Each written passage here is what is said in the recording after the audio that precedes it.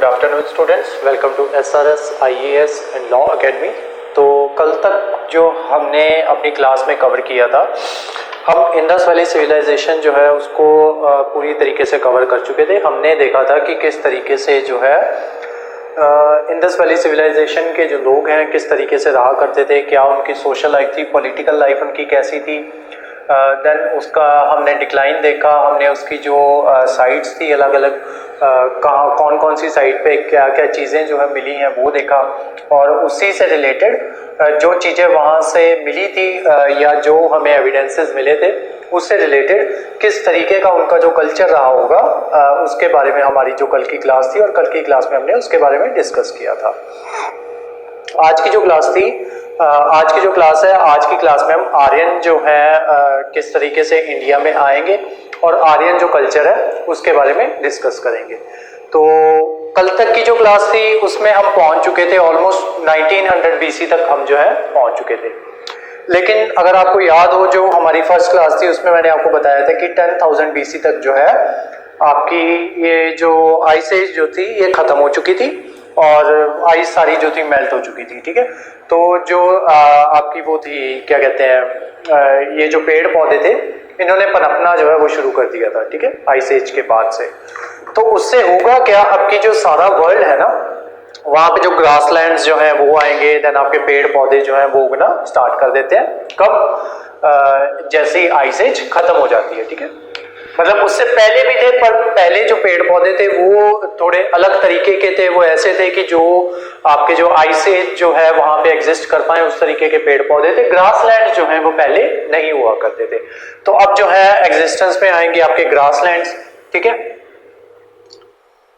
और ये जो आर्यन जो है, जो आज की हमारी क्लास है, मैं ग्रासलैंड्स की बात क्यों कर रहा हूं, क्योंकि ये जो आर्यन है ये असल में जो रशियन स्टेपे वाला रीजन है, रशियन स्टेपे बेसिकली एक तरीके का ग्रासलैंड है, ग्रासलैंड एरिया है। जब हम करेंगे ज्योग्राफी करेंगे और एनवायरनमेंट में भी आपका ग्रासलैंड का पार्ट होता है, तो उसमें हम देखेंगे कि ग्रासलैंड जो होते हैं क्या होते हैं, क्या इनकी क्लासिफिकेशन होती है, किस तरीके से किसी एरिया को जो है ग्रासलैंड डिक्लेयर किया जाता है। फिलहाल के लिए आप इतना समझ लो कि रशिया जो है ये आपका रशिया है, मान लो यहाँ पे जो है रशिया के एरिया आ जाता है, थोड़े उसके साथ लगते जो एरिया आ जाते हैं वो आ जाते हैं, मेन एरिया जो है वो रशिया का है। ठीक है, तो ये मान लो आपका सेंट्रल रशिया है या सेंट्रल एशिया है। यहाँ पे जो है ये रशियन स्टेपे है, STEPPE। ठीक है, ये आपका रशिया आ गया।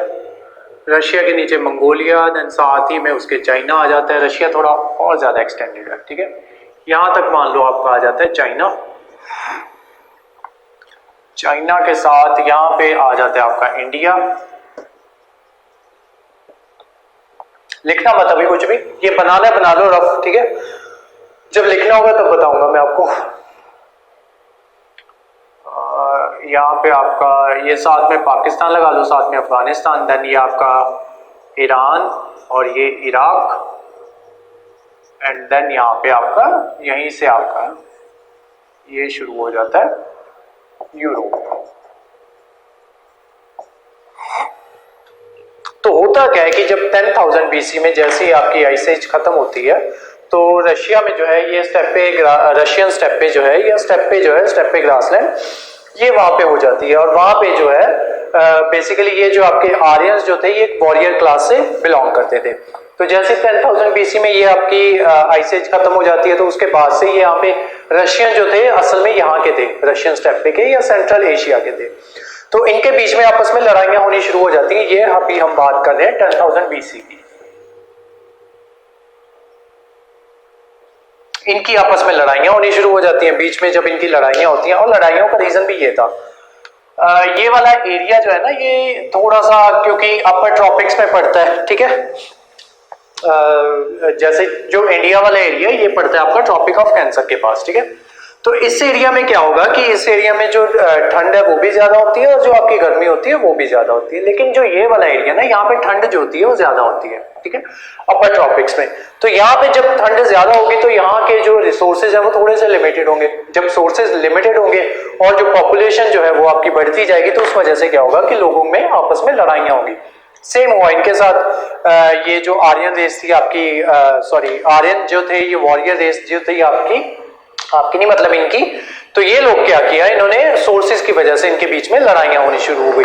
जब इनके बीच में लड़ाइयां होनी शुरू हुई तो जो लोग जो थे जो तो विक्टोरियस इमर्ज हुए, ठीक है, वो तो रुक गए यहीं पे रशियन स्टेपे में, ठीक है। अब जो लोग हार गए, ठीक है, उनमें से कुछ लोग इधर इंडिया की तरफ भागेंगे, कुछ लोग ईरान इराक की तरफ भागेंगे, कुछ भागेंगे यूरोप की तरफ, ठीक है।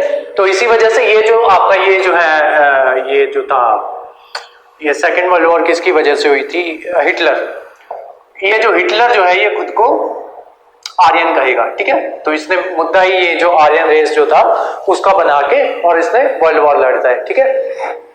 सेम यहाँ पे आ जाते हैं, ये भी खुद को आर्यंस कहेंगे और जो यहाँ पे इंडिया में आके हमला करेंगे ये इंडियन आर्यंस होंगे, ठीक है। इनको इंडो आर्यन कहा जाएगा और इनको जो है वेस्टर्न आर्यन कह लो या नॉर्मल अदरवाइज आर्यन जो है वो कहा जाएगा, ठीक है। तो ये धीरे धीरे जो हारते जाएंगे यहाँ से वो इधर वाली साइड को माइग्रेट होते जाएंगे। उसके बाद यहाँ पे ईरान और इराक में क्या होगा? ईरान और इराक में फिर से जो रिसोर्सेज है वो कम है, ठीक है। अब जो लोग तो इंडिया में आ जाएंगे, अब इंडिया जो है रिसोर्सेज से रिच था, ठीक है। क्यों? क्योंकि यहाँ पे 7 नदियां बहती थी उस टाइम पे, इंडस और उसकी 5 ट्रिब्यूटरीज और क्या कहते हैं टोटल हो गई 6 और 7वीं थी सरस्वती, ठीक है। सरस्वती उस टाइम पे एग्जिस्ट किया करती थी, इस वजह से ये वाला जो नदर्न रीजन था इसको सप्त सिंधु रीजन के नाम से जाना जाता था, ठीक है। तो यहाँ पे रिसोर्सेज हैं, देन आपके ये पहाड़ वगैरह आ जाते हैं इस एरिया में। तो आर्यंस जो हैं, जो भी यहाँ पे आर्यंस आएंगे उनकी आपस में उतनी लड़ाइयां नहीं होंगी एज कंपेयर टू जितनी लड़ाइयां यहाँ पे ईरान और इराक वाले एरिया में होंगी, और जितनी लड़ाइयां बेसिकली ये वाला जो एरिया था, अब यूरोप वाला एरिया भी थोड़ा सा प्रॉस्पर था, लेकिन ये वाला एरिया जो था यहाँ पे बंजर जमीन थी, ठीक है। तो इस वजह से इनकी लड़ाइयां भी ज्यादा होंगी। लड़ाइयां ज्यादा होने का रीजन वही है, रिसोर्सेज कम है, पॉपुलेशन ज्यादा है, तो इनमें आपस में लड़ाइयां होती रहेंगी। फिर यही वाले जो लोग हैं ये दोबारा से भारत के ऊपर अटैक करेंगे, जब ये मतलब मुस्लिम इन्वेजन्स जो होंगे यहाँ पे, ठीक है, यहाँ आपके दिल्ली सल्तनत वाले इन्वेजन्स जो होंगे वो इसी वजह से होंगे क्योंकि यहाँ पे जो है जो रिसोर्सेज जो है उनकी कमी होगी। तो जो यहाँ से आते जाएंगे वो इंडिया भी अटैक करेंगे, ठीक है। तो इस तरीके से ये जो आपकी हिस्ट्री है इस तरीके से चलती है, लेकिन फिलहाल यहीं पे रहते हैं, 10,000 BC के आसपास ही रहते हैं। तो होगा क्या कि ये जो है ये यहाँ पे आके क्या कहते हैं जो यहाँ से हार जाएंगे उनको इंडो आर्यंस कहा जाएगा, और ये लोग जो है यहाँ पे आके सबसे पहले इस रीजन पे कब्जा करेंगे। और इस रीजन पे उस टाइम पे कौन रहा करते थे, जो हमने कल की क्लास में देखा, सप्त सिंधु रीजन के पास जो मैंने कल आपको नदियां बनवाई थी, ठीक है। तो अब आप समझे होंगे कि वो नदियां बनाने का रीजन क्या था। तो नदियां बनवाई थी जो मैंने सारी, तो ये सारे जो थे नदियों के आसपास रहते थे आपके इंडस सिविलाइजेशन वाले लोग, तो इन्होंने क्या किया होगा कि इनके ऊपर अटैक कर दिया होगा। और जो लोग यहाँ पे इंडस वैली सिविलाइजेशन, अब ये बन गया आपका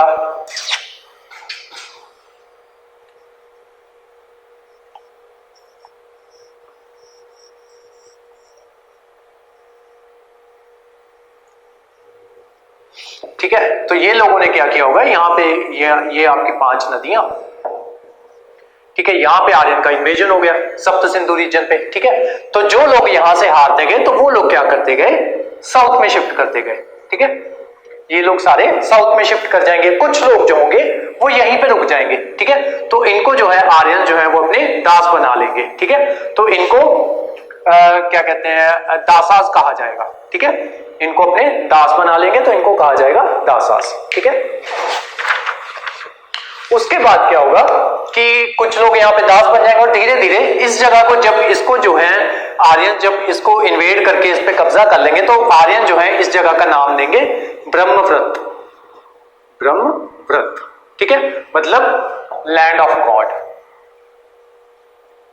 लैंड ऑफ गॉड, इसको ये ब्रह्मव्रत का नाम देंगे। और उसके बाद धीरे धीरे आर्यंस क्या करेंगे, ये जो सारा नॉर्थ इंडिया जो वाला रीजन है इसको वो कर लेंगे, कैप्चर कर लेंगे और इसको नाम देंगे ये आर्यव्रत, आर्यव्रत, ठीक है।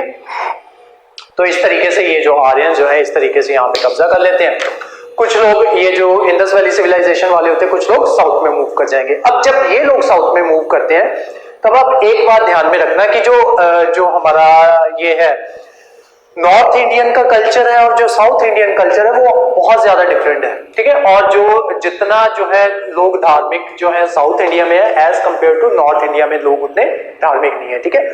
साउथ इंडिया में वैष्णविज्म जो है उसको जो है ज्यादा माना जाता है एज कंपेयर टू जो जितने लोग शिवा की पूजा करते हैं, ठीक है। और नॉर्थ इंडिया में आप देखोगे कि शिवा की पूजा करने वाले लोग जो है वो ज्यादा होंगे एज कंपेयर टू विष्णु की पूजा करने वाले। उसके अलावा ये जो आपकी एक जगह है यहाँ पे बनारस जो है, जिसको वाराणसी भी कहा जाता है, वो किसी टाइम पे जो शिव के लिए ज्यादा वो फेमस हुआ करती थी, लेकिन आज के जमाने में अगर आप देखते हो तो वहां पे वो विष्णु के लिए ज्यादा फेमस है, ठीक है। तो वो गॉड्स जो है वो आपके चेंज करते रहते हैं। वो किस तरीके से चेंज करते हैं, जब आपका वैदिक पीरियड आएगा तो जो इंद्र होगा या आपका सूर्य होगा या वायु होगा या दूसरे जो देवता होंगे उनकी पूजा ज्यादा की जाएगी। और जैसे ही आपका पोस्ट वैदिक पीरियड आएगा तो ये सारे ये जो भगवान है इनको साइडलाइन कर दिया जाएगा और आपके जो ब्रह्मा विष्णु महेश हैं उनकी पूजा ज्यादा करनी शुरू कर दी जाएगी, ठीक है। तो ये जो भगवान भी आपके किस तरीके से चेंज होते हैं हिस्ट्री के साथ साथ, वो भी आज की क्लास में हम देखेंगे, ठीक है।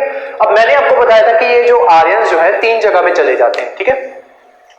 एक इंडिया आ जाते हैं, दूसरे चले जाते हैं ईरान वाली साइड पे, तीसरे चले जाते हैं रशिया वाली इधर यूरोप वाली साइड पे। तो ये तीनों जगहों पे जाके ना अलग अलग बुक्स लिखेंगे और तीनों बुक्स में स्वास्तिका का जिक्र होता है, ठीक है।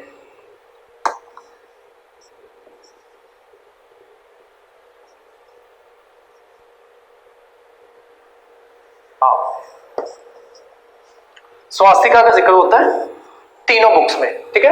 मैं बताता हूँ तीनों बुक्स जो है, तीनों एविडेंसेस जो है, जो इंडिया में जो बुक्स लिखी जाती हैं, देन आपकी ईरान और इराक वाली साइड पे लिखी जाएंगी, देन यूरोप वाली साइड पे लिखी जाएंगी। तीनों बुक्स में स्वास्तिका का जिक्र होता है और दोनों स्वास्तिका का जिक्र होता है, ठीक है। उल्टे वाले को भी और सीधे वाले का भी। ये गॉड को रिप्रेजेंट करता है और ये डेविल को रिप्रेजेंट करता है, ठीक है। तो ये जो है, ये जो स्वास्तिका, ये जो सिंबल है, अगर आप सिर्फ उसके अलावा ये जो हिटलर था इसने भी यूज किया था अपने इसमें स्वास्तिका का, ठीक है। अब इसका सीधा था कि उल्टा, तो वो आप देख लेना, ठीक है, कौन सा वाला इसने यूज किया था। उसके अलावा उसको थोड़ा टेढ़ा करके इसने, हिटलर ने थोड़ा टेढ़ा करके यूज किया था। और यहाँ पे जो है यूरोप की कुछ कंट्रीज में ये इस सिंबल के ऊपर बैन भी लगाया हुआ है, ठीक है। क्यों? क्योंकि हिटलर ने इसको यूज किया था। उसके अलावा जो तीनों बुक्स जो है यहाँ पे अलग अलग जगहों पे बुक्स लिखी जाएंगी। जैसे इंडिया में जो है ऋग्वेद लिखे जाएंगे, वो आर्यंस ही लिखेंगे, ठीक है। ईरान और इराक में बुक लिखी जाएगी ज़ैंड अवस्था। मैं लिखवाऊंगा ये सारा आपको, अभी स्टोरी बता रहा हूं सिर्फ। उसके अलावा यूरोप में 2 बुक्स लिखी जाएंगी, बहुत इंपॉर्टेंट है बुक्स। आप सबने मूवी देखी होगी ट्रॉय, है ना। ट्रॉय की जो लड़ाई होती है, किस तरीके से उसमें जो ट्रोजन हॉर्स की जो वो है स्ट्रेटजी जो है, TROZN, ट्रोजन हॉर्स, इसकी जो स्ट्रेटजी है वो बुक में बताई हुई है। बुक नहीं, बेसिकली वो वॉर जो है, ट्रॉय की जो वॉर है वो बताई हुई है। तो वो जो बुक लिखी हुई है वो होमर ने लिखी हुई है, HOMOR, होमर ने बुक लिखी है। बुक का नाम है इलियाड। उसमें भी, और इसी बंदे ने, होमर ने एक और बुक लिखी है ऑडेसी करके SCY, ठीक है। उसमें भी स्वास्तिका का ये जो सिंबल है उसमें भी यूज होता है। और ये जो ज़ैंड अवस्था है ईरान में लिखी जाती है, इसमें भी स्वास्तिका का जिक्र होगा। और ये जो हमारे ऋग्वेद है उसमें तो होता ही होता है, ठीक है। जो वेद जो लिखे जाएंगे, ऋग्वेद नहीं, जो वेद लिखे जाएंगे इंडिया में, उनमें इसका, इन तीनों बुक्स में इसका मेंशन किया होगा, ठीक है। उसके अलावा जो सिमिलैरिटीज जो थी इंडो आर्यंस और यूरोपियन आर्यंस के बीच में, कि ये सभी लोग जो है, या जितने भी आर्यंस में, ओवरऑल आर्यंस में, ये जितने भी लोग हैं ये आग की पूजा करेंगे, ठीक है। अब बेसिकली चीज ये होती है कि इंसान जिस चीज से डरता है ना, या जिस चीज से उसको लगता है कि मुझे इस चीज से वो हो रही है, ये चीज किसी तरीके से मुझे प्रोटेक्ट कर रही है, मतलब किसी भी इंसान को या किसी भी चीज को पूजने के 2 रीजन होते हैं, ठीक है। तो मैं धीरे धीरे आपको बताता हूँ भगवान की एग्जिस्टेंस जो है वो किस तरीके से आती है, या आपके दिमाग में किस तरीके से डाला जाता है कि हाँ भगवान को पूजना चाहिए, ठीक है। तो देखो, ये सारे लोग जो है वो फायर की पूजा करेंगे। अब कौन सा टाइम चल रहा था, ये 10,000 BC के आसपास। ये आप मान लो कि ये सारे लोग जो है ये मूव कर गए हैं, ठीक है। और ये ऐसा नहीं होगा कि 5-6 सालों में मूव किए हैं, ठीक है। ये सारी जो स्टोरी है 10,000 BC से लेके 1000 BC तक की है ये स्टोरी, ठीक है। तो वो धीरे धीरे ऐसे मूव करना शुरू किए होंगे। अब ऐसा तो हुआ नहीं होगा कि एक ही दिन में यही यहाँ पे आए और एक ही दिन में इनमें जो ये थे आपके ये लोग इंडस वैली सिविलाइजेशन वाले लोग एक ही दिन में इनको मार के भगा दिया होगा, ठीक है, ऐसा भी नहीं हुआ होगा। और उसके अलावा ऐसा भी नहीं हुआ होगा कि सारे लोग यहाँ से एक ही दिन में निकले होंगे और एक ही दिन में यहाँ पे रशिया पहुंच गए, इराक पहुंच गए और यहाँ पे इंडिया में पहुंच गए, ठीक है। तो इनमें ये जो टाइम पीरियड है, ये सारा टाइम पीरियड इनके बीच में लगता है, और बल्कि यूरोप में तो बहुत लेट पहुंचते हैं। और ये जो बुक मैंने आपको बताई ना, होमर की इलियाड और ओडेसी, ये काफी बाद में लिखी जाती है, लेकिन क्योंकि उस बुक में जो जिस स्टोरी का जिक्र है, ट्रॉय की स्टोरी का, वो स्टोरी जो है वो बहुत पहले जो है एग्जिस्ट हो चुकी थी। मतलब वो जो कहानी थी, ट्रॉय की जंग जो थी, वो बहुत पहले हो चुकी थी। स्टोरी उसके बाद में लिखी जाती है, स्टोरी लिखने वाला होमर है, और वो अपनी बुक में ये जो स्वास्तिका का साइन है जैसा भी होता है उसको वो करता है, मेंशन करता है। अब हम कहां पे थे? हाँ, भगवान कैसे एग्जिस्टेंस में आता है।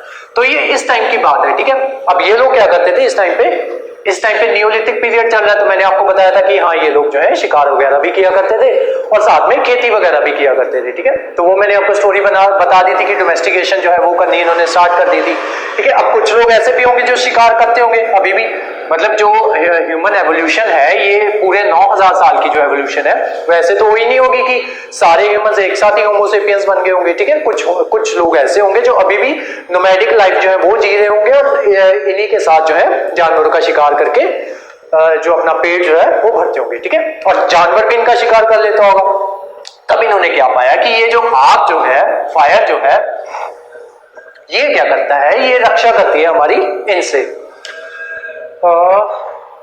जानवरों से, ठीक है। तो इन्होंने क्या किया होगा, फायर की पूजा करनी शुरू कर दी होगी। अब देख रहे हो कैसे, किस तरीके से भगवान जो है वो होता नहीं है लेकिन उसको एग्जिस्टेंस में लाया जाता है, किस चीज के लिए, या डराने के लिए, ठीक है। दूसरा क्या हुआ होगा, वहां पे उस टाइम पे भी कुछ जिनको आज की लैंग्वेज में हम पुजारी कह देते हैं या कोई और वर्ड जो है उनके लिए यूज कर लेते हैं, उस टाइम पे भी ऐसे लोग रहे होंगे, ठीक है, जो खुद को भगवान का मैसेंजर कहते होंगे या कुछ भी कहते होंगे।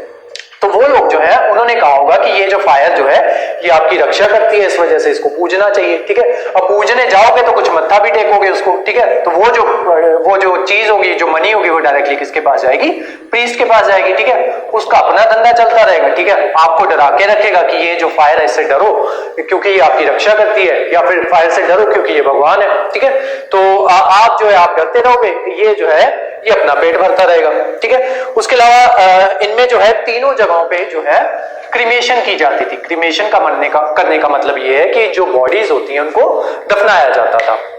देन जो है क्रीमेशन का मतलब होता है जलाया जाता था, ठीक है। देन जो है importance of cows and horses, ठीक है। तो मैंने आपको बताया था ये लोग जो है जब हम कल जो है अपना वो कर रहे थे, इंडस वैली सिविलाइजेशन कर रहे थे, तब मैंने आपको बताया था कि यहाँ पे जो है हॉर्स और जो काउ है उसका इतनी इंपॉर्टेंस नहीं दी जाती थी, ठीक है।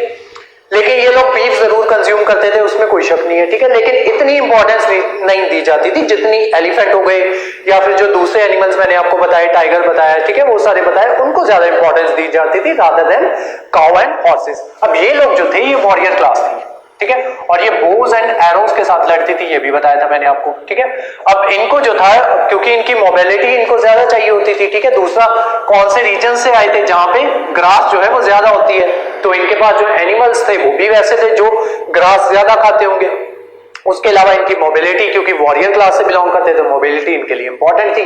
तो इस वजह से ये लोग जो आएंगे, अब ये घोड़े लेके आएंगे यहाँ पे, ठीक है। मतलब ऑल्दो पहले भी एग्जिस्ट करते होंगे लेकिन ज्यादा अमाउंट में जो घोड़े जो हैं वो अब यहाँ पे इंट्रोड्यूस होंगे, ठीक है। घोड़े इंट्रोड्यूस होंगे, ये गाय वगैरह जो है उनको लेके आएंगे, ठीक है। तो इंपॉर्टेंस ऑफ हॉर्सेस और जो काउस जो है वो यहाँ पे अब जो है इंडिया में भी इंपॉर्टेंस ऑफ हॉर्सेस और काउ वो देखी जाएगी। उसका एविडेंस कहां से मिलता है कि जो ऋग्वेदा है उसमें काउ का जिक्र जो है वो बार बार आएगा, ठीक है। उसके अलावा ये जो लोग हैं एनिमल सैक्रिफाइस पे यकीन किया करते थे, ठीक है, मतलब एनिमल सैक्रिफाइस किया करते थे वहां पे। और आपको जान के ये हैरानी नहीं होगी कि एनिमल सैक्रिफाइस जो है वो आज भी चलता है, लेकिन वो किसी और फॉर्म में चलता है, ठीक है। आजकल जो है क्या कहते हैं, जो हम सैक्रिफाइस जो है वो आज भी देते हैं, लेकिन आज हम नारियल जो है, नारियल फोड़ के जो है, नारियल कोकोनट, हाँ कोकोनट फोड़ के जो है कोई भी जो रिचुअल है वो उसको करते हैं, ठीक है। तो इसके पीछे लॉजिक सुनोगे आपको बड़ा वाहियात सा लॉजिक लगेगा। लॉजिक ये है कि नारियल जो है जो एक इंसान होता है या एक जानवर होता है उसको रिप्रेजेंट करता है, किस तरीके से करता है। इंसान की जटाएं होती हैं, इंसान के बाल होते हैं, ठीक है, नारियल के भी बाल होते हैं। उसके अलावा नारियल की शक्ल जो होती है वो इंसान की तरह होती है, ठीक है। ये जो होते हैं जानवर होते हैं, उनके अंदर खून होता है, तो जब नारियल को तोड़ते हैं उसके अंदर से पानी निकलता है। उसके अलावा उसकी जो आंखें होती हैं नारियल की, ठीक है, कान होते हैं, तो वो सारी चीजों की वजह से वो बेसिकली उस चीज को सिंबलाइज करने के लिए जो हमारे जो रिचुअल्स हैं अभी उसमें कोकोनट का प्रयोग होता है, ठीक है। कोकोनट का सैक्रिफाइस देते हैं बेसिकली। तो उस टाइम पे अब उनके पास सबसे जो महंगी चीज हुआ करती थी वो इनके यही हुआ करते थे, इनके एनिमल्स ही हुआ करते थे। आगे जाके देखोगे ये जो काऊ होगी इसको एज ए करेंसी यूज किया जाएगा, ठीक है। तो उसके अलावा स्वास्तिका का मैंने बता दिया। उसके अलावा तीनों जगहों पे ये सोमा जो है, सोमरस जिसको कह देते हैं, ठीक है, ये इसका जो है कंजम्पशन इसकी किया करते थे। इंडिया में भी किया करते थे। इंडिया में बाद में जाके शिव के नाम पे कंज्यूम करना शुरू कर देंगे, और यहाँ पे ईरान और इराक में भी जो इसकी कंजम्पशन जो है इसकी सोमा की, उसके जो है एविडेंसेस मिलते हैं। और जो यूरोप है वहां पे तो इसको मतलब प्रोहिबिट भी नहीं किया गया है। मतलब इनका जो क्रिश्चियन रिलीजन है उसमें जो है वाइन जो है उसको ड्रिंक करना मतलब अलाउ किया हुआ है इनके रिलीजन में, ठीक है। तो ये जो सारी सिमिलैरिटीज हैं इंडियन कल्चर, इंडियन आर्यंस में और जो यूरोपियन आर्यंस जो थे या दूसरे आर्यंस जो थे उनमें ये सिमिलैरिटीज थी, ठीक है। तो अब आ जाओ, अब बनाते हैं नोट्स अपने, फिर उसके बाद की कहानी मैं आपको सुनाता हूं। तो लिखो सबसे पहले आर्यन कल्चर, आर्यन कल्चर, उसमें लिखो एविडेंसेस,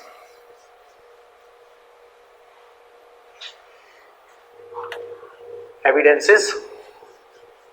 सबसे पहले लिखो gen Avesta, ZEND,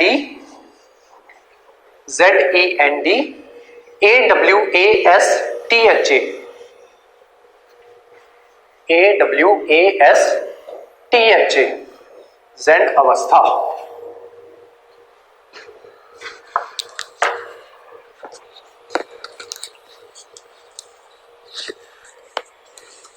gen Avesta में लिखो ईरानियन टेक्स्ट, ये ईरानियन टेक्स्ट है, ईरानियन टेक्स्ट। ब्रैकेट में लिख लो sacred text of Zoroastrians, sacred text of Zoroastrians, ZORASTIANS,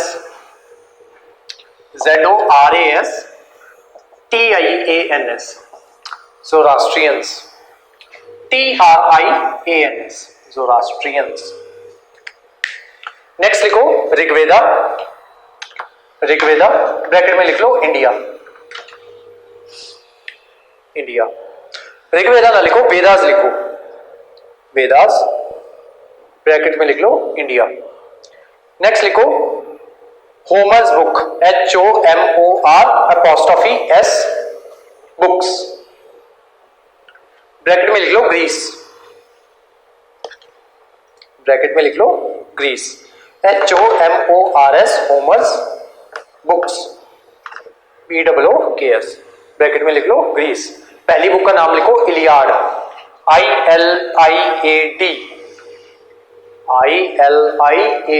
Iliad. Bracket में लिखो story of Troy, story of Troy. Next लिखो ओडेसी, ODYSSY, ODYSSY। नोट्स पता है ना कैसे बनाने हैं? पेज के सेंटर में लाइन खींच के राइट हैंड साइड पे लिखना है, लेफ्ट हैंड साइड खाली छोड़ते रहना है। लेफ्ट हैंड साइड में कुछ भी आपका करंट से रिलेटेड आता है तो वहां पे लिखना है, ठीक है। या फिर कुछ आपको नई चीज मिलती है तो उसको लेफ्ट हैंड साइड पे लिखना। आपने मान लो इसके साथ साथ जब NCERTs पढ़ोगे तो उसमें कुछ ना कुछ मिलेगा, ठीक है, तो उनको जो है लेफ्ट हैंड साइड पे लिखना है आपको। नेक्स्ट लिखो स्टार मार्क करके ऑल थ्री मेंशन्ड अबाउट, ये जो तीनों चीजें हैं, तीनों एविडेंसेस जो हैं, all three mentioned about Swastika, Swastika, ठीक है। ये एविडेंसेस हैं, इनसे हमें पता चलता है कि जो है किस तरीके का जो आर्यन जो कल्चर है वो रहा होगा उस टाइम पे, ठीक है। नेक्स्ट आओ similarities between Indo Aryan and European Aryans, similarities between Indo Aryans and European Aryans. मान लो आपको मेंस में कभी क्वेश्चन आ जाए कि इंडो आर्यंस और जो यूरोपियन आर्यंस जो थे उनमें सिमिलैरिटीज क्या क्या थी, ठीक है। तो मैं आपको मेन पॉइंट्स लिखवा रहा हूं, ठीक है।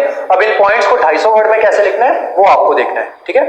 मेन पॉइंट लिखो, importance of horses and cows, importance of horses and cows, ठीक है। तो इसमें जो मैंने आपको स्टोरी सुनाई कि हॉर्सेस जो थे वो उनके लिए क्यों इंपॉर्टेंट थे, देन जो आपको काउस जो थी वो क्यों इंपॉर्टेंट थी, वो आपको सारी स्टोरी जो है एक सलीके से उस स्टोरी को लिखना है, ठीक है। ताकि मतलब ऐसे भी ना लगे कि आप एक ही चीज पे फोकस करते जा रहे हो। हमारे पास 6 पॉइंट्स हैं, तो 6 के 6 पॉइंट्स को आपको एक स्टोरी में लिखना है, ठीक है। उससे आपकी जो सिमिलैरिटीज जो है इंडो आर्यंस के बीच में, वो सिमिलैरिटीज आपको पता चल जाएगी। उनको 250 वर्ड्स के अंदर किस तरीके से लिखना है वो देखना है आपको, ठीक है। देन सेकंड लिखो, क्रीमेशन, तीनों जगहों पे क्रीमेशन की जाती थी, बॉडी को क्रीमेट किया जाता था। थर्ड लिखो, worship of fire, worship of fire. Next लिखो, animal sacrifice, fourth point animal sacrifice. Fifth point swastika sign.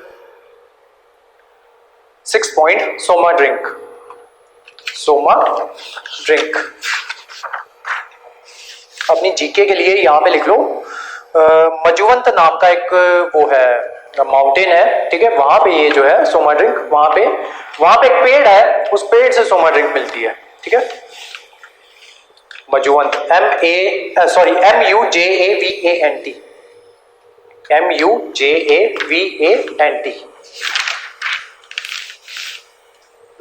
Next लिखो, आर्यंस केम फ्रॉम, अब लिखो arrival of Aryans in India, arrival of Aryans in India around 1500 BC, around 1500 BC।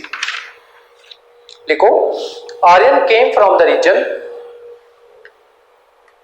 Aryan came from the region of Caspian Sea, CASPIAN, Aryan came from the region of Caspian Sea and South Russian steppe, and South Russian steppe, STEPPE, steppe,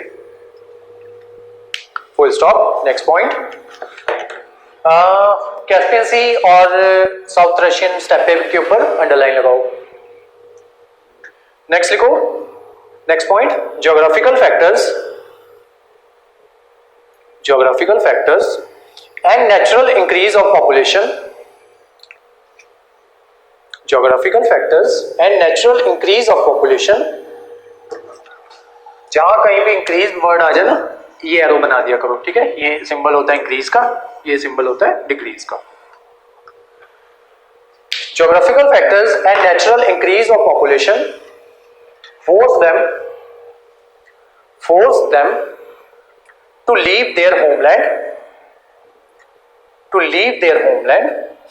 in search of pasture and shelter, pasture and shelter, PASTURE, pasture and shelter, full stop। next point, Indian branch of Aryans, Indian branch of Aryans is known as Indo-Aryans, Indian branch of Aryans is known as Indo-Aryans।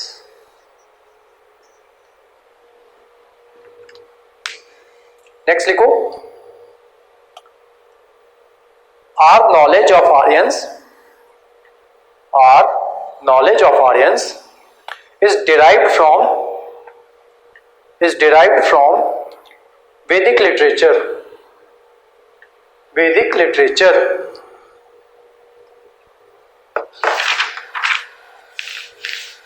लिखो। Next लिखो, next point, Aryans first settled in सप्त Sindhu basin या सप्त Sindhu reason, SAPTA, सप्ता, Sindhu SINDHU, Sindhu, सप्त Sindhu reason या basin. अब यहाँ पे प्री के ऊपर, प्री में जो है आपसे सवाल पूछ लिया जाता है। बेसिकली ये जो आर्यंस जब आए थे तो इन्होंने जो हमारी जो नदियां थी उनके आते इनके नाम चेंज कर दिए उन्होंने, ठीक है। तो वो कौन से नाम जो जिन नामों से ये इनको पुकारा करते थे नदियों को, वो नाम लिखते हैं। तो 2 कॉलम्स बना लेना। सबसे पहले इधर जो नॉर्मली जो नदी का नाम है, जो करंट में अभी जो नाम चल रहा है वो लिखेंगे। दूसरी साइड में हम जो है जो आर्यंस जो इसको कहा करते थे उस नदी का नाम लिखेंगे, ठीक है। तो 7 नदियां हैं। सबसे पहले लिखो इंदस, इंदस, तो वो इसको कहते थे सिंधु, सिंधु। नेक्स्ट लिखो झेलम, झेलम, ये मैं सीरियल ऑर्डर में लिखा रहा हूं, ठीक है। इसी ऑर्डर में नदियां बहती हैं। सबसे पहले ऊपर इंदस आती है, then Jhelum, then Chenab, then Ravi, then Beas, then Sutlej.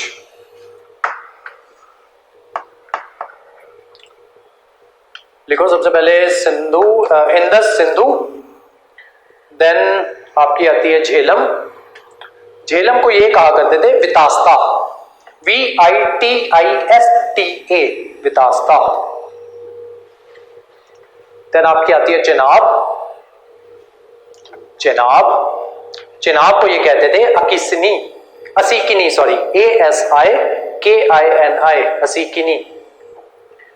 Then आपकी आती है रावी, रावी, रावी को ये कहा करते थे पारुशनी, PARUSHANI, पारुशनी, या पुरुषनी, PURUSHANI, पुरुषनी, पारुशनी या फिर पुरुषनी। नेक्स्ट लिखो ब्यास, ब्यास, ब्यास को ये कहते थे विपाशा, विपाशा।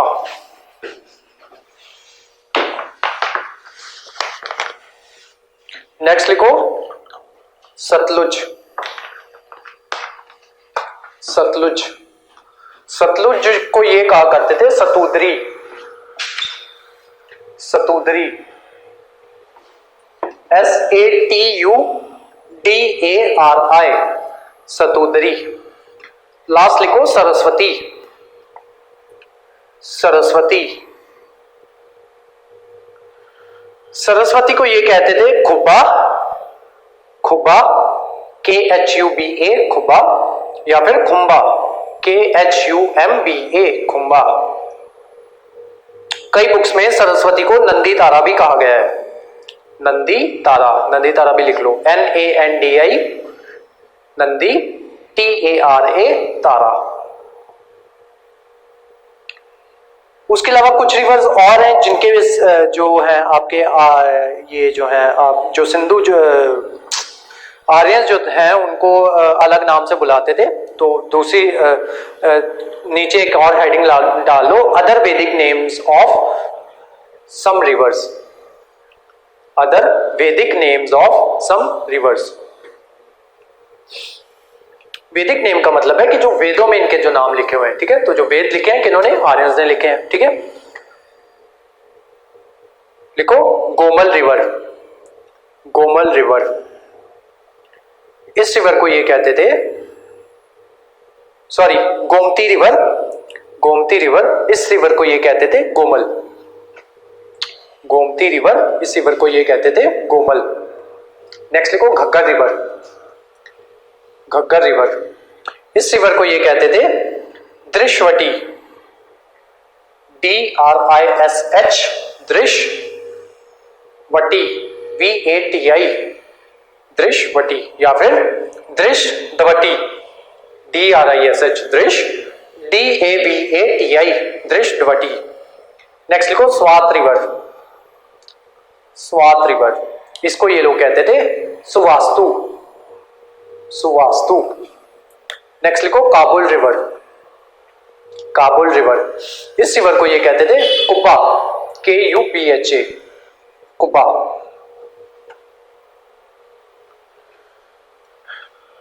और नेक्स्ट पॉइंट बनाओ, बस ये खत्म हो गया। नेक्स्ट पॉइंट बनाओ, Aryan gave the name of, Aryan gave the name of Brahmavrat, Brahmavrat, BRAHAM, Brahma, VRAT, Brahmavrat, bracket में लिख लो land of god, land of god, to this Sapta Sindhu reason, सप्त सिंधु रीजन, जहां पे वो सबसे पहले आके रुके थे, सप्त सिंधु रीजन।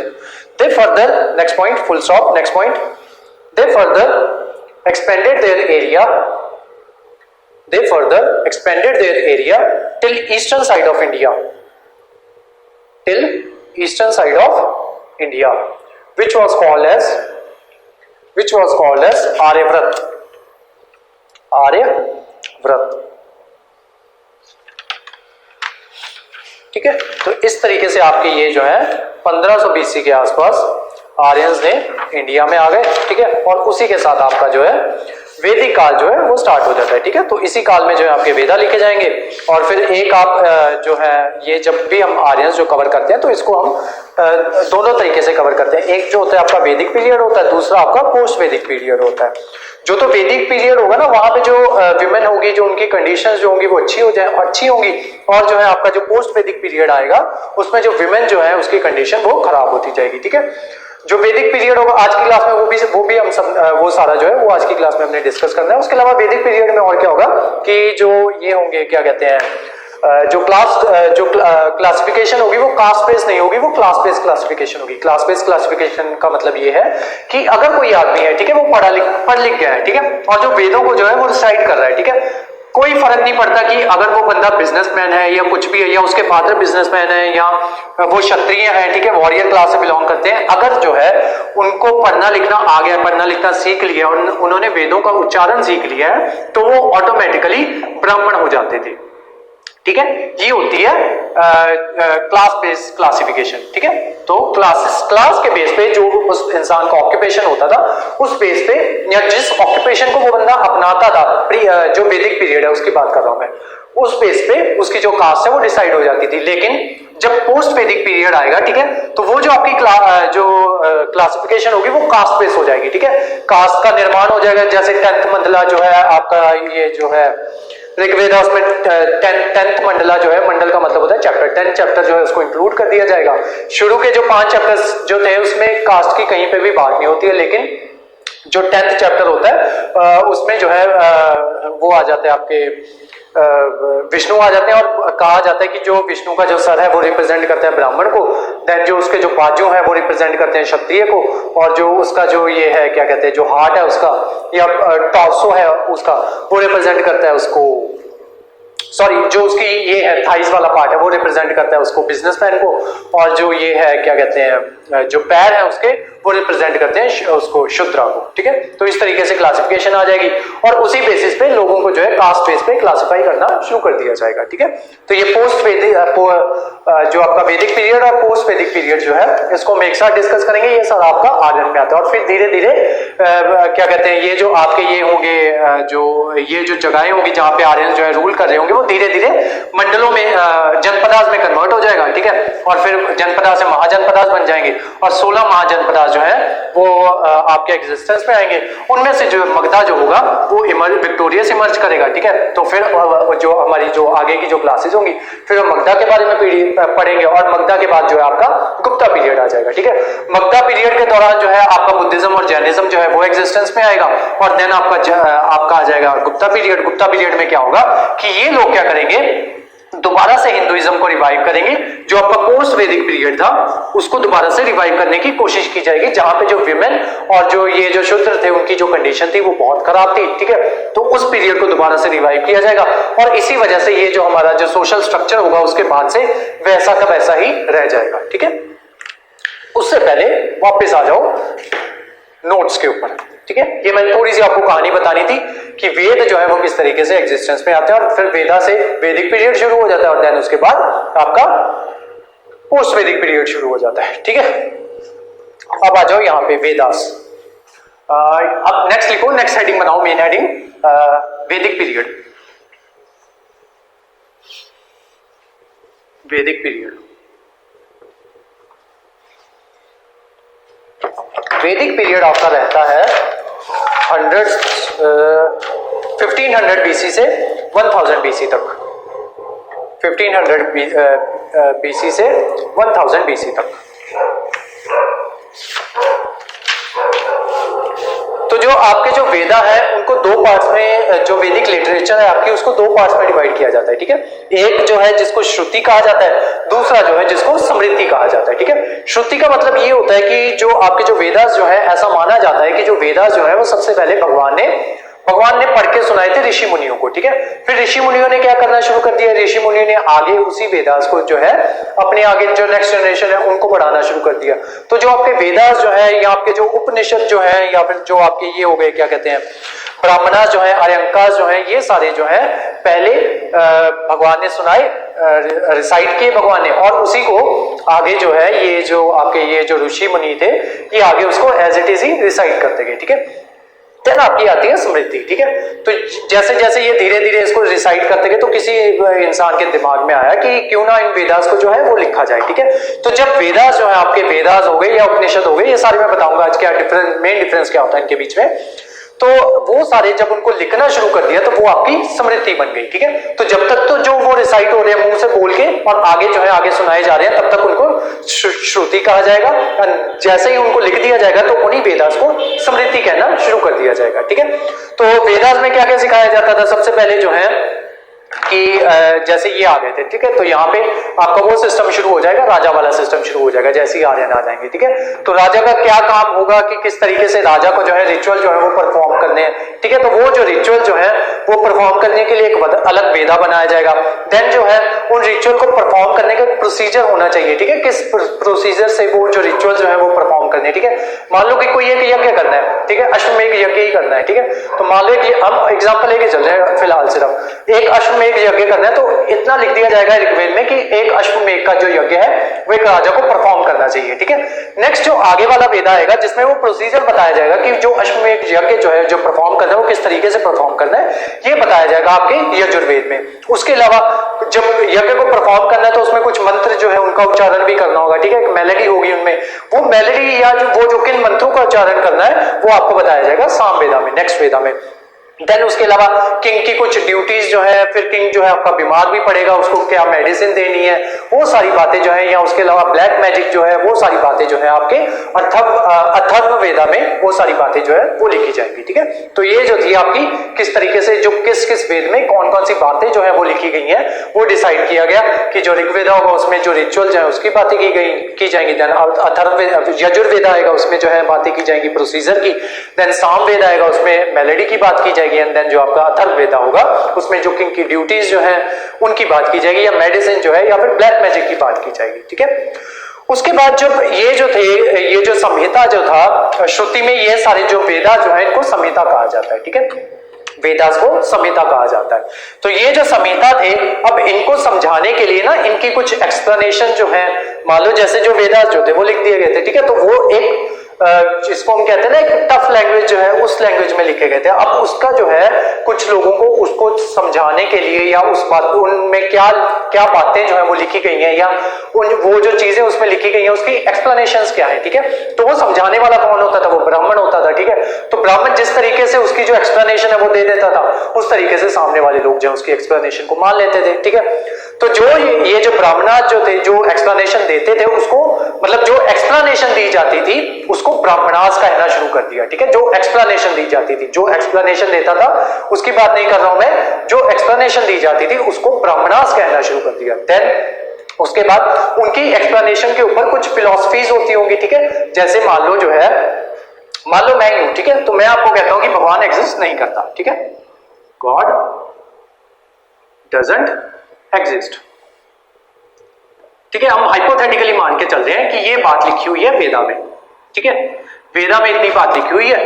देन मैं आ गया ब्राह्मणा,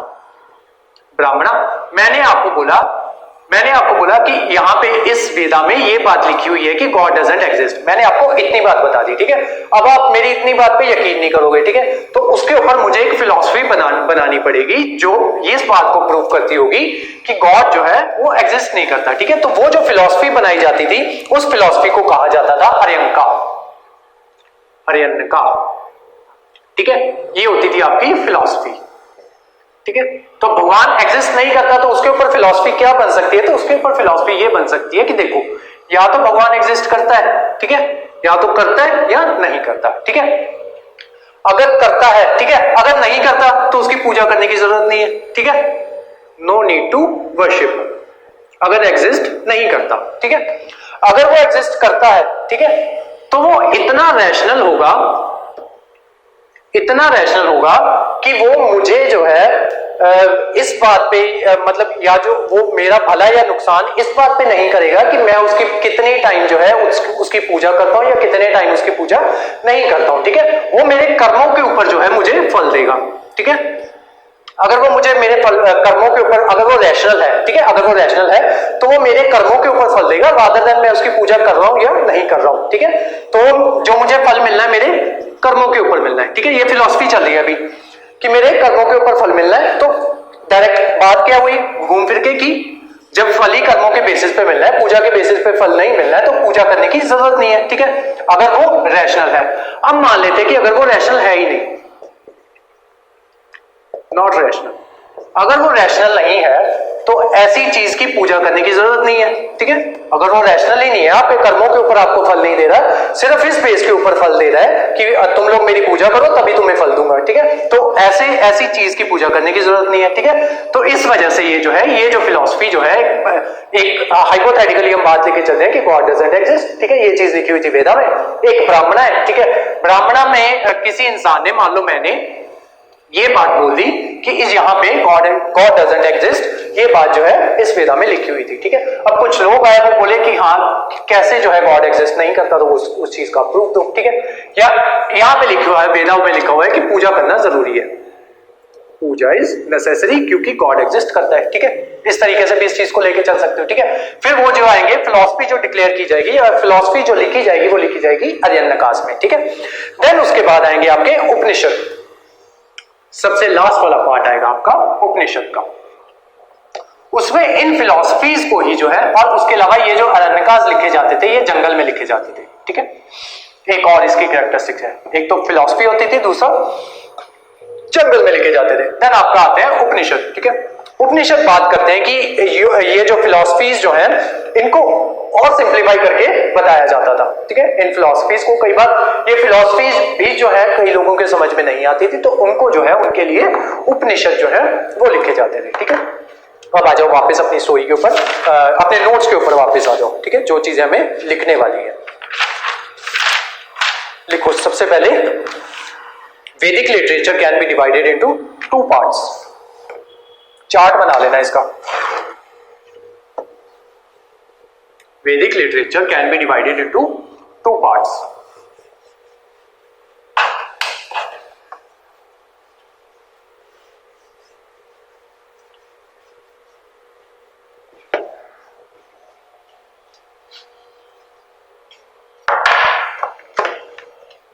सबसे पहला पार्ट है श्रुति, SRUTI या SHRUTI। सेकेंड पार्ट है समृद्धि, SAMARATI, समृद्धि।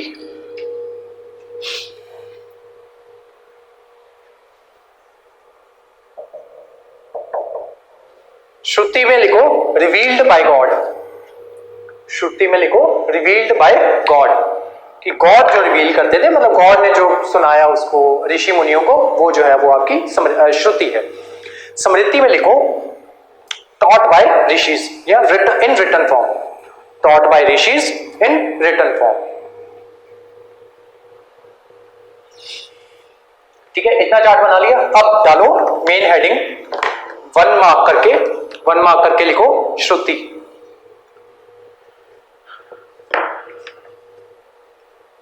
श्रुति में आपके क्या क्या आ जाएंगे? श्रुति में आपके आ जाएंगे संहितास, जो श्रुति में आएंगे वही समृद्धि में आएंगे, ठीक है। फर्क सिर्फ इतना है कि जो श्रुति है वो बोल के बोली गई है, ठीक है, बोल के बताई गई है, और जो समृद्धि है वो लिख के बताई गई है, ठीक है। तो लिख लो, फर्स्ट श्रुति, सेकंड संहिता, सेकंड समृद्धि, ठीक है। फर्स्ट श्रुति, सेकंड समृद्धि। अब इनकी दोनों की एक्सप्लेनेशंस लिखनी है कि इनमें जो जो चीजें आती हैं उनकी एक्सप्लेनेशन लिखेंगे। सबसे पहले आपका आएगा संहिता। उससे पहले ये चार्ट, एक और चार्ट बना लेना। ये छोटा सर्कल, ठीक है, इसमें लिख लेना संहिता, संहिता, और साथ में लिख लेना वेदास, ठीक है। फिर एक उससे बड़ा सर्कल बना लेना, उसमें लिख लेना ब्राह्मणास, BRAHAMANAS, ब्राह्मणास। ये क्या बताते हैं? Explanations, explanations. थर्ड आपके आते हैं उपनिषद नहीं थे, फिलॉसफी जो थी, हाँ, अर्यंकास, ARYANKAS, अर्यंकास। इसमें क्या थी आपकी? फिलॉसफी। चौथे थे आपके उपनिषद, उपनिषद, ठीक है। इसमें थे simplified, simplified explanations, simplified explanations, ठीक है। पहले ये चार्ट बना लो। अब आओ सबसे पहले फर्स्ट हेडिंग दो, संहिता, संहिता। संहिता में चार चीजें आएंगी आपकी, चारों वेद जो हैं वो आएंगे। लिखो संहिता में सबसे पहले ऋग्वेद, ऋग्वेद, ब्रैकेट में लिखो रिचुअल्स, रिचुअल्स। सेकंड पॉइंट लिखो, सेकंड वेदा लिखो, यजुर्वेद, YAJUR, यजुर्वेद। उसमें ब्रैकेट में लिखो प्रोसीजर, प्रोसीजर। थर्ड लिखो सामवेद, सामवेद। इसमें लिखो मेलोडी, मेलोडी। थर्ड लिखो, फोर्थ लिखो Atharvaveda, ATHARV, Atharvaveda.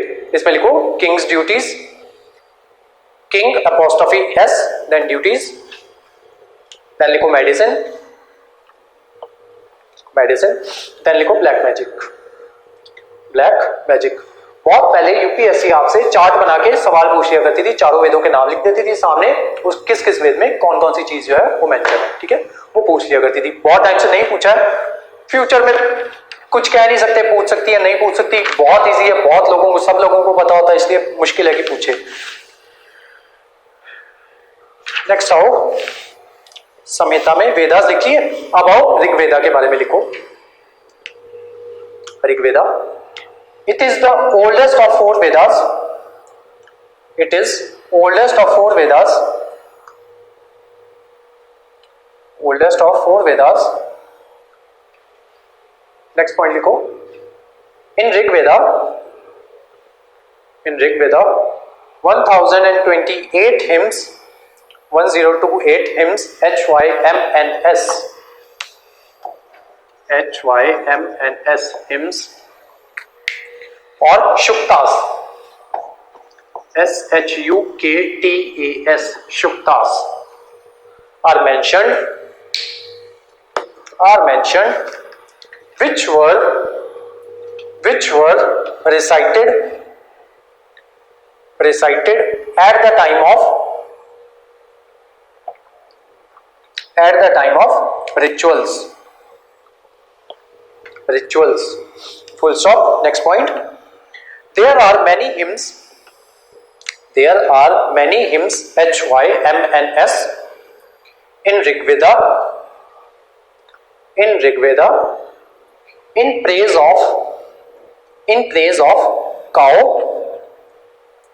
horse, Agni, Vayu, Indra, children, etc. In Rigveda, there are 10 mandals. In Rigveda, there are 10 mandals.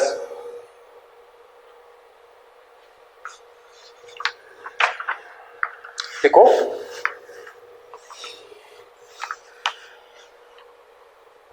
To two seventh second से लेके, जो मंडल का मतलब होता है चैप्टर, ठीक है, सेकेंड से जो 7th चैप्टर तक के जो मंडल है वो सबसे पुराने मंडल है। Second to seventh are earliest, ठीक है। देखो third mandala mentioned about Gayatri मंत्र,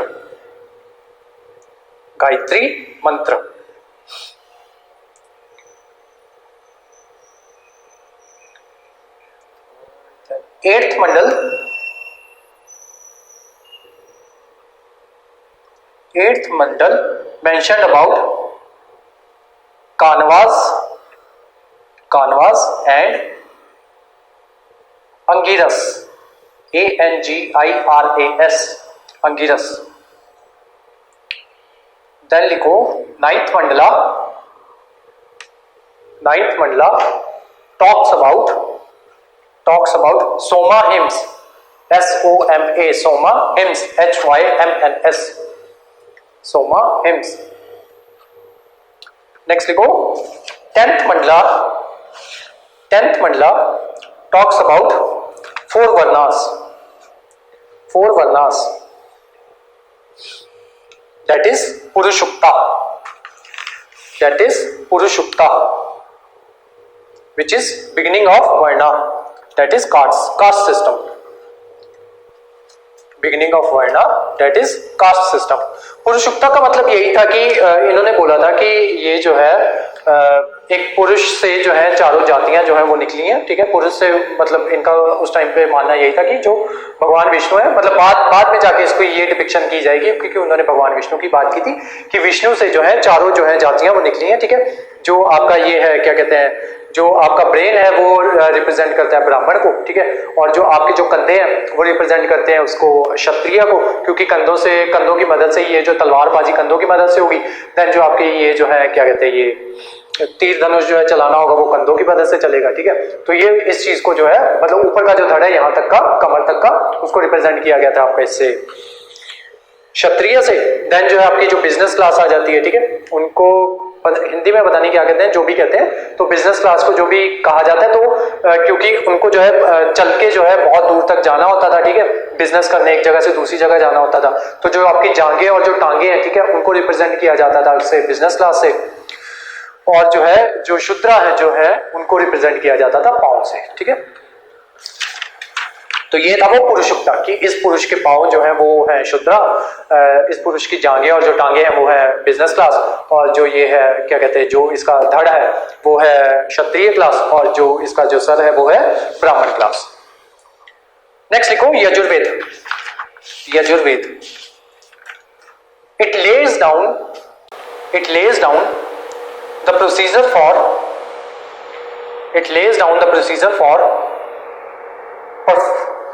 performance of sacrifices.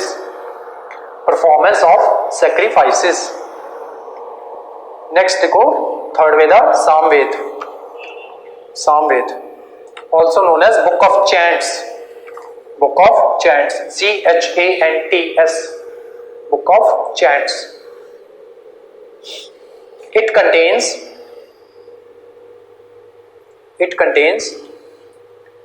rhythmic compilation, RHYTHMIC, rhythmic compilation of hymns, HYMNS. It contains the rhythmic compilation of hymns. Next लिखो important for Indian music, यही इसी में लिखो, ये सामवेद में important for Indian music।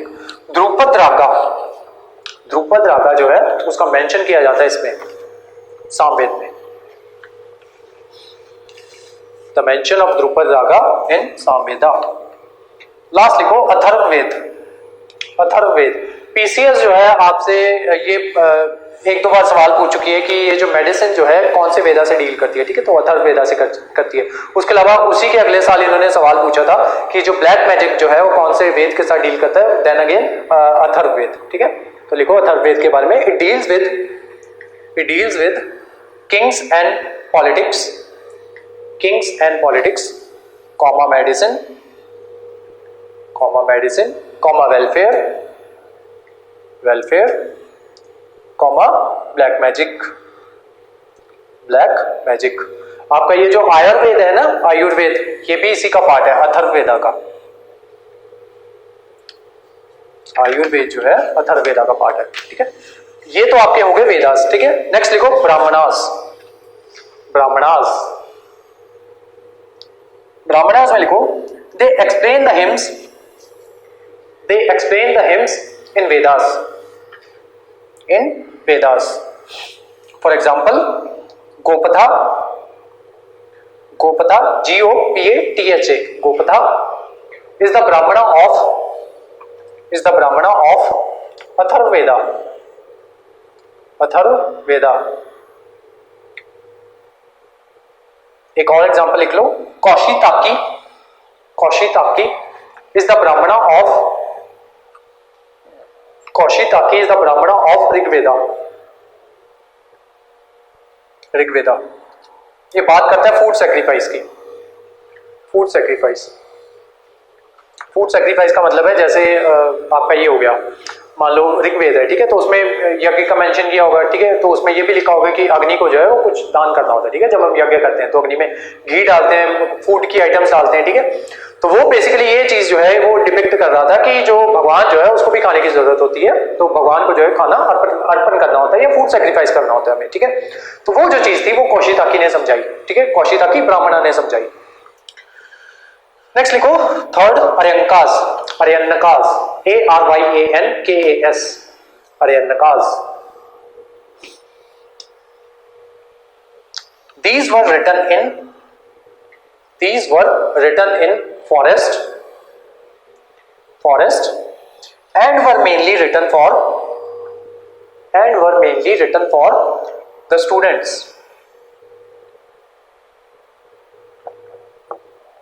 and were mainly written for the students. Aryanaka's emphasizes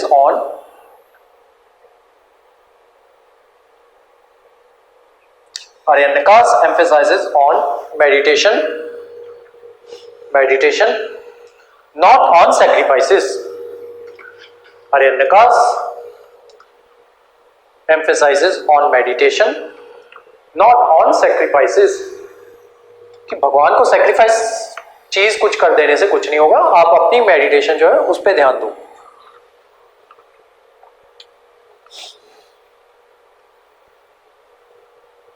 गांव में अभी भी ये चलता है कि किसी को टाइफाइड हो जाता है तो वो क्या करते हैं, वो बाबे के पास चले जाते हैं, तो उसको बोलते हैं कि हमें तावीज करके दे दो ताकि हमारा टाइफाइड जो है वो ठीक हो जाए, ठीक है। तो उसके बदले में उनसे सैक्रिफाइस भी लेता होगा ना, कुछ पैसे लेता होगा, कुछ भी लेता होगा, ठीक है। तो ये जो आपके अर्यनकास जो है, ये बेसिकली ये जो आपकी फिलॉसफी जो है ये कहती है कि देखो अपनी मेडिटेशन जो है या अपनी मेडिकेशन जो है उस पर ध्यान दो, जो डॉक्टर दवाई दे रहा है उस पर ध्यान दो, उसको टाइम से लो। ये जो आप सैक्रिफाइस करने जा रहे हो इससे कुछ नहीं होगा। नेक्स्ट देखो, they form the bridge between, next point, they form the bridge between कर्म मार्ग एंड ज्ञान मार्ग, कर्म मार्ग एंड ज्ञान मार्ग। कर्म मार्ग, अब लिख लो कर्म मार्ग क्या होता है। कर्म मार्ग होता है रिचुअल्स, ये चीज जो है ये आपका कर्म मार्ग है, ठीक है। ये चीज जो है ये ज्ञान मार्ग है।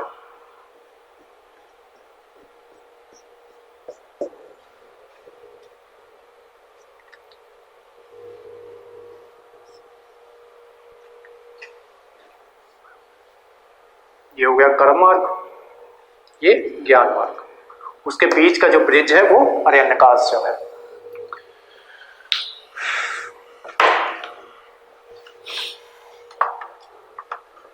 ठीक है, पहले क्या होता, कर्म करते गए, ठीक है, कर्म कर जो नहीं करना चाहिए था वो वाला कर्म करते गए, ठीक है, पूजा करते गए या पूजा पाठ करते गए, रादर देन ज्ञान इकट्ठा करने की कि हम जो पूजा कर रहे हैं क्या सच में हमें पूजा करनी चाहिए भी कि नहीं करनी चाहिए, ठीक है।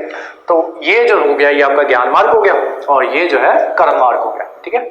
और उसके बीच का जो ब्रिज है वो अर्यनकास है।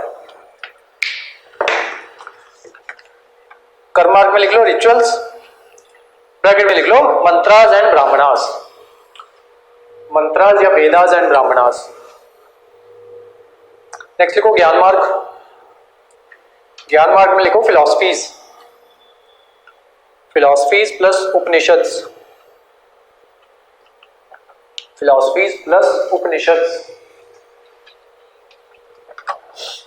Aryanaka's they emphasized on education, emphasized on education।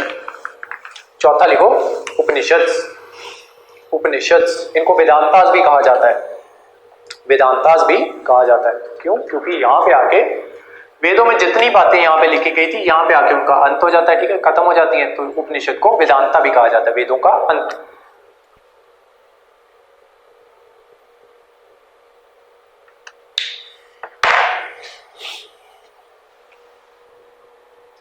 देखो, these are highly philosophical. Upanishad का मतलब क्या होता है, सबसे पहले ये लिख लो, sitting near guru. Sitting near guru लिखो। These are highly philosophical, these are highly philosophical and deals with subjects such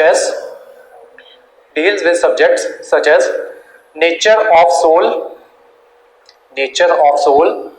next origin of universe, next other mysteries of nature, ये ऐसी बातों पे ध्यान देता है उपनिषद जो है।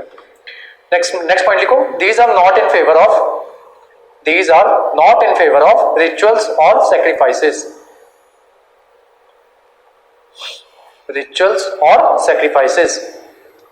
फॉर एग्जाम्पल इसके एग्जाम्पल्स लिख लो, वेदांतास में क्या क्या आते हैं या उपनिषद में क्या क्या आते हैं। ईशा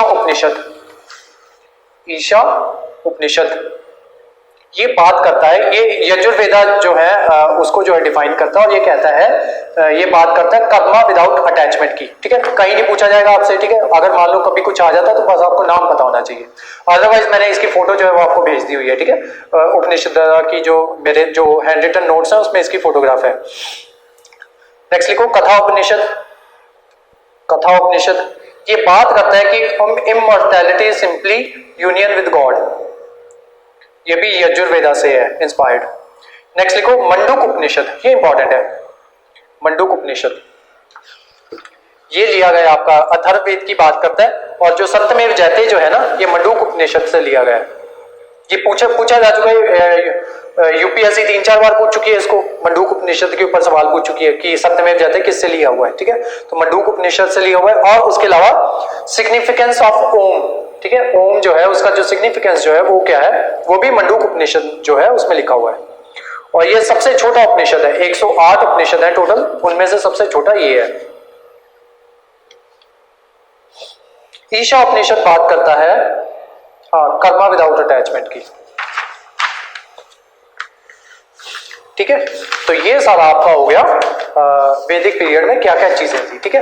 अब जो आते हैं, जो हमारे कल्चर का जो पार्ट है उस पे आते हैं कि वैदिक पीरियड में और जो पोस्ट लेटर वैदिक पीरियड होगा उसमें जो है सोसाइटी किस तरीके की होगी, पॉलिटिकल सिस्टम किस तरीके का होगा, इकोनॉमिक कंडीशन जो है वो किस तरीके की होगी, और जो रिलीजन होगा वो किस तरीके से होगा, ठीक है, वहां पे।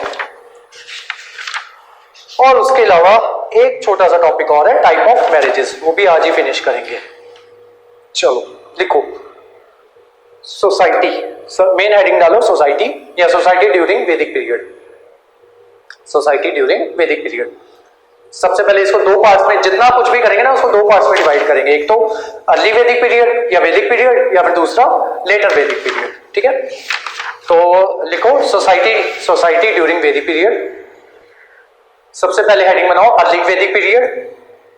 अर्ली वैदिक पीरियड की, अर्ली वैदिक पीरियड जो था उसमें सोसाइटी किस तरीके की थी, और देन नेक्स्ट देखेंगे लेटर वैदिक में, सेम देखेंगे इकोनॉमिक कंडीशंस के बारे में, सेम देखेंगे पॉलिटिकल सिस्टम के बारे में, सेम देखेंगे रिलीजन के बारे में, ठीक है। तो आ जाओ वापस इधर, अर्ली वैदिक, उसमें ईयर मेंशन कर लो 1500 BC to 1000 BC, 1500 BC to 1000 BC। देखो अर्ली वैदिक में, the Aryan of this period, the Aryans of this period created a culture based on village, rural village,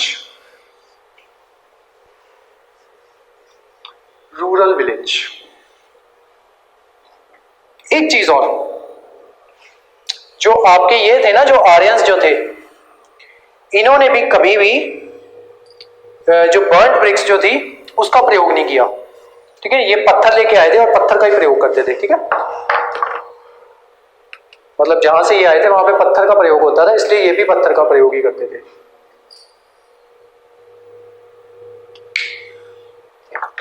next लिखो, with in the village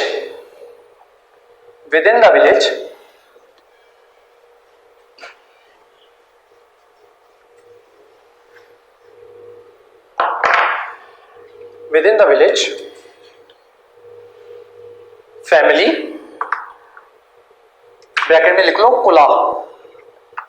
village के अंदर एक family हुआ करती थी, मतलब मल्टीपल फैमिलीज हुआ करती थी, फैमिली को कहा जाता था कुल या कुला, ठीक है। Which was the most important entity, which was the most important entity. आपसे जो प्री है उसमें ये पूछा जाता है कि वैदिक पीरियड में फैमिली को क्या कहा जाता था, ठीक है। 4 अलग अलग वर्ड्स दे दिए जाते हैं, उनमें से एक वर्ड कुला होगा, कुला पे आपको टिक लगा दें, ठीक है। इस तरीके के सवाल जो है जो प्री जो है यूपीएससी प्री आज भी पूछता है, मतलब एक अजीब सा वर्ड होगा, ठीक है, वो उससे मैच करता होगा, ठीक है। इस तरीके का वर्ड जो है वो पूछ लेती है। नेक्स्ट देखो, the family was headed by male member. ये आपका अर्ली वैदिक पीरियड चल रहा है अभी। Family was headed by male member, bracket में लिख लो गृहपति, GREH, गृहपति, PATI। Next point, education was imparted through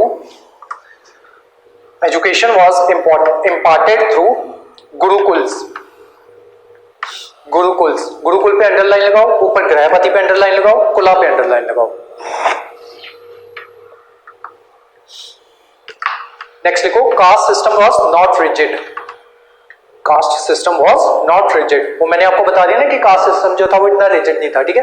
कोई भी किसी भी कास्ट से बिलोंग करता है, कोई भी प्रोफेशन जो है वो चूज कर सकता था।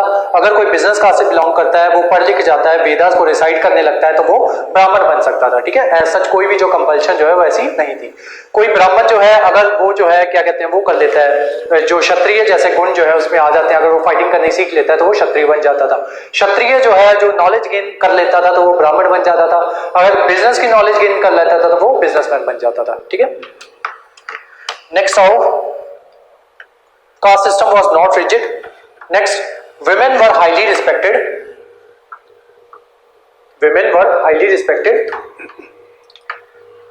and institution of marriage was considered sacred. Institution of marriage was considered sacred. Next point, the custom of polygamy and sati। polygamy लिखो पहले क्या होता है, one husband multiple wives।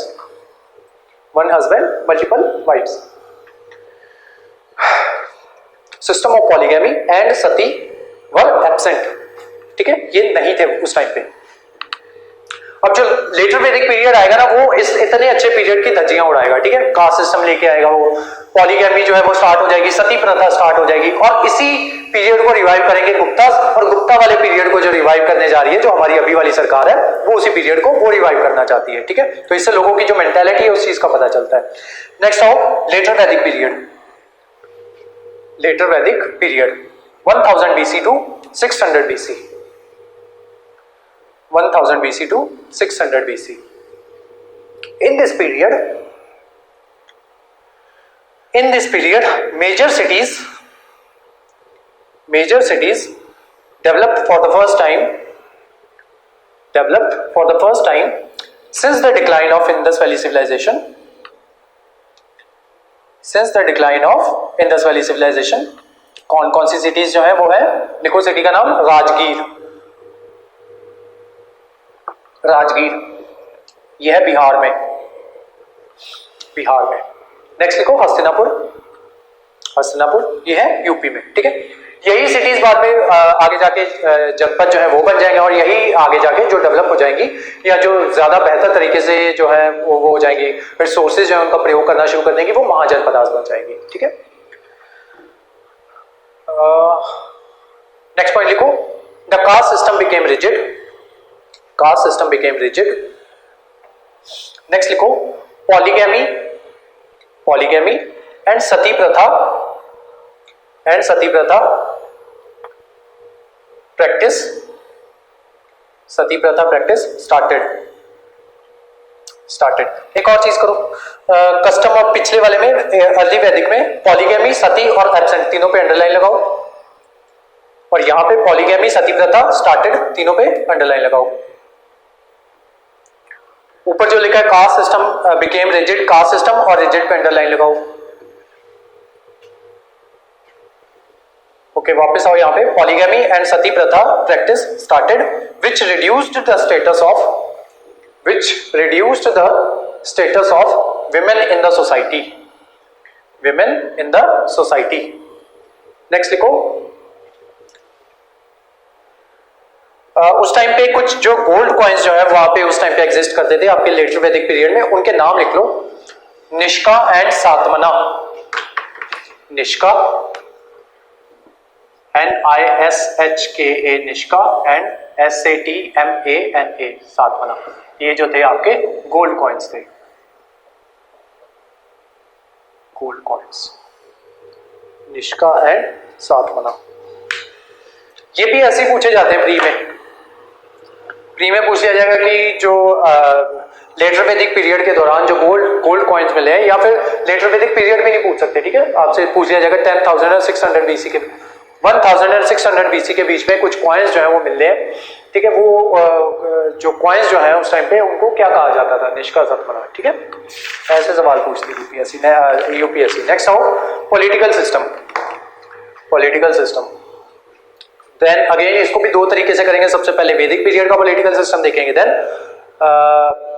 Early वैदिक का देखेंगे, देन हम लेटर वैदिक का देखेंगे। सबसे पहले लिखो अर्ली वैदिक का, टाइम ड्यूरेशन डाल लो 1500 BC से 1000 BC।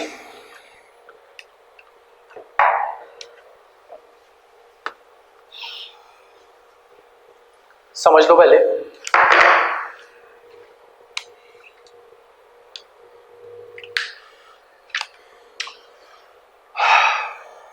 एक गांव होता था, ठीक है, गांव के बीच में छोटी छोटी फैमिलीज होती थी, ठीक है। मान लो एक फैमिली ये है, एक फैमिली ये है, 1 2 3 4, ठीक है, ऐसी मल्टीपल फैमिलीज है। ये एक गांव है, ठीक है। वैसे ही एक दूसरा गांव हो गया, गांव नंबर 2, यहां पे भी फैमिलीज रहेंगी। एक और गांव ले लेते हैं, गांव नंबर 3, यहां पे भी फैमिलीज रहेंगी, ठीक है। तो ये जो होता था गांव, इसको क्या कहा जाता था, ग्राम, GRAM, ठीक है। और जो फैमिलीज होती थी उनको क्या कहा जाता था, कुला, ठीक है। ग्राम के हेड को क्या कहा जाता था, ग्राम के हेड को कहा जाता था ग्रामीणी। ग्राम का जो हेड होता था ग्रामीणी। कुल का हेड होता था कुलपति या ग्रहपति। सेम ऐसे ये ग्राम हो गया, देन ये वो हो गया आपका कुल, ठीक है। ये ग्राम और ये कुल, ये सारे जो थे अपना एक राजा जो थे मिलके चुन लेते थे, ये मिलके चुनते थे, ठीक है। अर्ली वैदिक पीरियड में ये चीज नहीं थी कि जो राजा है उसका बेटा ही राजा होगा, ठीक है। ये मिलके एक राजा चुन लेते थे, ठीक है। आपसी उससे क्या कहते हैं, डेमोक्रेसी कह लो या वो कह लो आप इसको, हाँ डेमोक्रेसी से ही अपना राजा चुन लेते थे। और इस राजा जो होता था, इसका एक कंट्री होती थी जिसको विस कहा जाता था, ठीक है। सारी जो इसकी कंट्री होती थी या स्टेट होती थी उसको विस कहा जाता था। और जो इसका राजा होता था उसको विस्पति या फिर राजन कहा जाता था, ठीक है। यहां पे क्या होता था, मैंने आपको बताया था ना स्टार्टिंग में कि जो काऊ होती थी उसको करेंसी माना जाता था, ठीक है। तो हर गांव की, हर घर की अपनी काउज हुआ करती थी, ठीक है। अमीर घर के पास ज्यादा होती थी, गरीब घर के पास कम होती थी, ठीक है। तो मान लो ये परिवार थोड़ा सा गरीब है तो इसके पास एक काऊ है, ठीक है। अब जो आपस में जो लड़ाइयां हुआ करती थी वो काउस को लेके ही हुआ करती थी, ठीक है। काउस को लेके लड़ाइयां हुआ करती थी, काऊ क्योंकि करेंसी थी, ठीक है। अब एक ग्राम जो है वो दूसरे ग्राम की काऊ जो है अगर चुरा लेता था तो उनके बीच में आपस में लड़ाइयां होती थी, और जो लड़ाइयां सुलझाता था वो विस समझाता था, ठीक है, सुलझाता था। तो सबको विस की बात जो, सॉरी विस्पति या राजन सुलझाता था। तो राजन को इनको राजन की बात जो है वो माननी पड़ती थी, क्यों, क्योंकि सबने जो है उसको मिलके चुना होता था।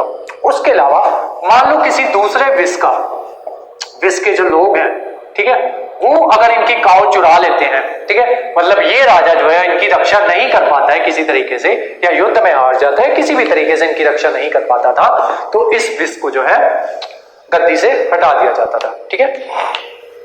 उसके अलावा ये जो होता था, इस राजा की अपनी एक प्रजा वो होती थी, काउंसिल हुआ करती थी, ठीक है। और उस काउंसिल में अर्ली वैदिक पीरियड में चल रहे हैं अभी हम, ठीक है।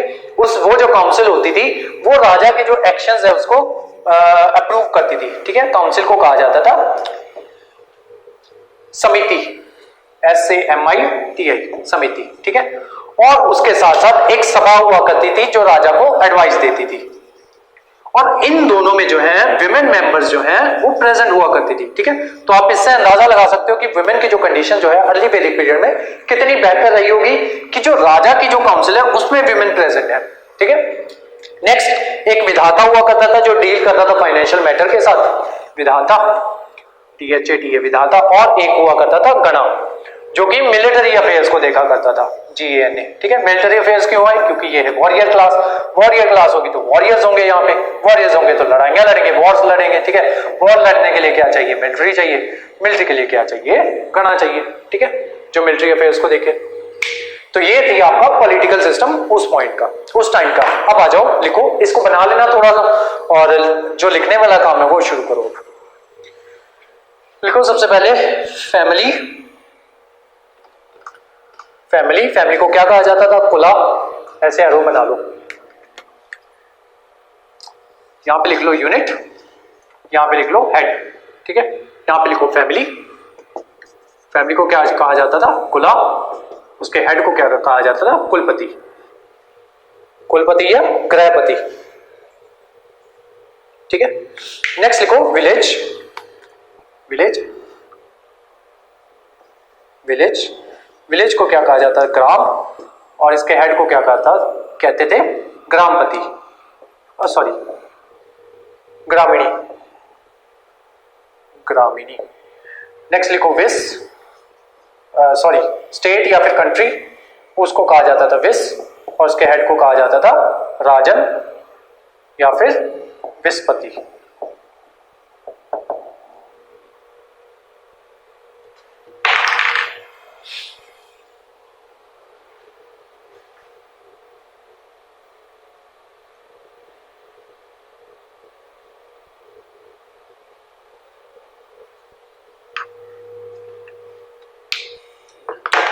नेक्स्ट लिखो the Rajan in this period,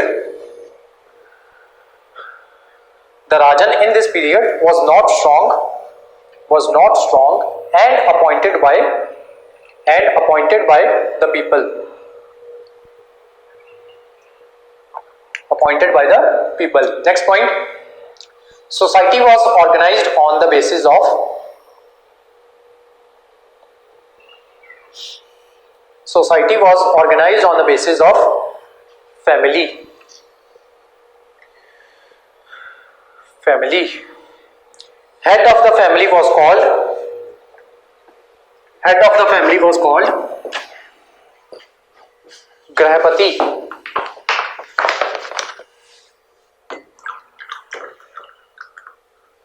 Head of the family was called grahapati.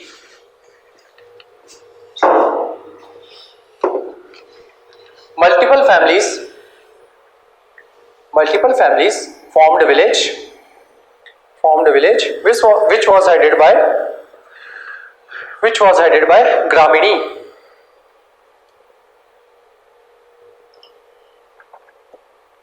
Which was headed by Gramini.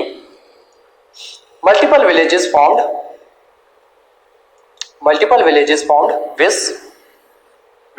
which was headed by विस्पति या फिर राजन, विस्पति या फिर राजन। नेक्स्ट लिखो there were four organizations to assist the Rajan, four organizations to assist the Rajan। सबसे पहले लिखो समिति, समिति ब्रैकेट में लिख लो to approve the actions of Rajan, to approve the actions of Rajan। Next लिखो sabha, sabha to advise the Rajan, to advise and elect the Rajan, advise and elect Rajan. Next लिखो विधाता, विधाता he deals with financial matters, he deals with financial matters। Next लिखो गणा, GANA, he deals with military affairs, he deals with military affairs। Star mark करके लिखो women participation, women participated in both in both समिति and सभा, in both समिति and सभा। Next point, army during early वैदिक period, army during early Vedic period was divided into two types. सबसे पहली पट्टी, पट्टी PATTI, पट्टी में लिखो foot soldiers, foot soldiers. Next लिखो रथनी, सेकंड रथनी RATHNI, रथनी। इसमें लिखो chariot warriors, chariot warriors. Next लिखो लेटर वैदिक पीरियड, ठीक है, ये पॉलिटिकल सिस्टम था हमारा वैदिक पीरियड का। नेक्स्ट लिखो later Vedic period 1000 BC to 600 BC। इसमें लिखो establishment of hereditary king, establishment of hereditary king due to emergence of janapadas, due to emergence of janapadas, full stop. Next point, king started to levy taxes on people, king started to levy taxes on the people। next लिखो king started to perform, king started to perform yajnas या यज्ञ, यजनास। पहला लिखो अश्वमेघ यज्ञ, अश्वमेघ यज्ञ। इसमें क्या होता था कि ये कॉन्फिडेंस चेक करो आप यहाँ पे राजे का। इसमें क्या होता था कि एक जो घोड़ा होता था उसको ऐसे खुला छोड़ दिया जाता था, ठीक है, और जिस जिस टेरिटरी में, जितनी जितनी टेरिटरी में वो जो घोड़ा जो है वो चलता था, उतनी उतनी टेरिटरी जो है वो राजा की होती जाती थी, ठीक है। अगर किसी दूसरे राजा की टेरिटरी में वो घोड़ा चला जाता और वो जो राजा जो है, अगर वो जो है सुजरेनिटी जो है उस जिस राजा का वो घोड़ा होता था उसकी सुजरेनिटी अगर वो नहीं कबूलना चाहता तो उस घोड़े को पकड़ लेता, जिसका मतलब ये होता था कि ये राजा जो है उस राजा के खिलाफ है, दोनों में युद्ध होता, ठीक है। अगर तो ये जो राजा जीत जाता, अगर तो घोड़े वाला राजा जीत जाता तो उसकी जो टेरिटरी है वो भी उसी राजा की हो जाती है, अगर वो हार जाता तो उसका जो घोड़ा था वो राजा का हो जाता, ठीक है। तो ये होता था अश्वमेघ यज्ञ। नेक्स्ट लिखो राजसूय यज्ञ, राजसूय यज्ञ। ये होता था उसके लिए जब राजा की जो है कोरोनेशन हुआ करता था, जब राजा का राज तिलक हुआ करता था उस टाइम पे ये राजसूय यज्ञ हुआ करता था, RAJSUYA, राजसूय यज्ञ। देख लो performed at the time of king's coronation, performed at the time of king's coronation.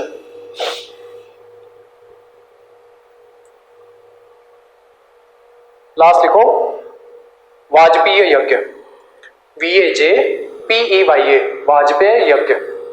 इसमें जो है रथ की दौड़ हुआ करती थी, ठीक है। और अब क्योंकि पीरियड कौन सा चल रहा है, लेटर वैदिक पीरियड, ठीक है, तो जो डेमोक्रेसी है वो किस तरीके से होगी अभी देखो। कि होता ये था कि जो राजा जो होता है, बहुत से रथों की रेस हुआ करती थी, उनमें एक रथ जो होता था वो राजा को होता था, ठीक है। और पहले डिसाइडेड होता था कि कौन से रथ को जीतना है, ठीक है। तो वो आप समझ गए होंगे कि कौन सा रथ जीतेगा, ठीक है, राजा का रथ ही पहले जीतना होता था। अगर इन केस कोई जो दूसरा रथ जो है वो जीत जाता था तो उससे होती थी राजा की बेइज्जती, ठीक है। तो ऐसा रथ जो है वो जीतने नहीं दिया जाता था, ठीक है।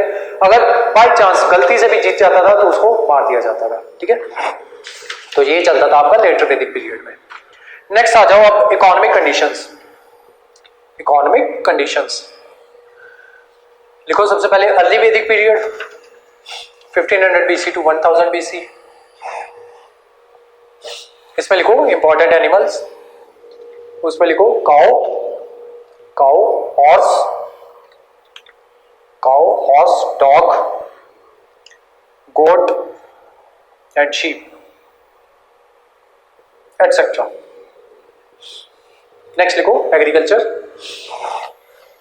इसमें लिखो बार्ले, बार्ले पे अंडरलाइन कर लेना, barley was the main grain, barley was the main grain. एक चीज और, मैंने जब अपने नोट्स भेजता हूँ ना, उसको भेजने का रीजन ये होता है ताकि एक चीज आपको ये पता चल जाए कि नोट्स किस तरीके से बनाने हैं। दूसरा, मैंने कुछ वर्ड जो होते हैं ना वो अलग पेन से जो है वो लिखे हुए होते हैं, ठीक है। तो उसका मतलब यही होता है कि ये वर्ड जो है ये इंपॉर्टेंट है, इसको आपको अंडरलाइन करना है, ठीक है। अगर मैं मतलब जनरली आज की क्लास में मैंने देखा कि मैं काफी चीजें जो आपसे अंडरलाइन करवानी थी वो मेरे से छूट रही हैं, ठीक है। तो मेरे नोट्स चेक करके ना तो उन चीजों को देख के अंडरलाइन कर लेना। नेक्स्ट लिखो इंडस्ट्री, इंडस्ट्री उसमें लिखो metal workers, comma wood workers etcetera etcetera. एक स्टार मार्क करके चीज लिखो, cow was standard unit of exchange, cow was standard unit of exchange.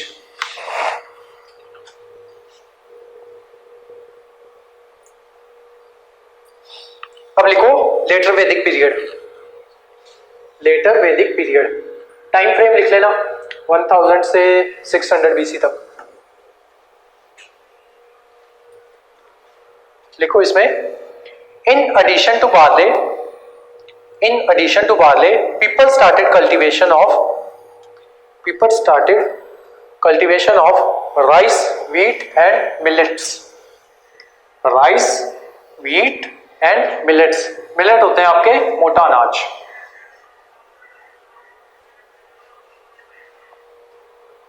Next लिखो during this period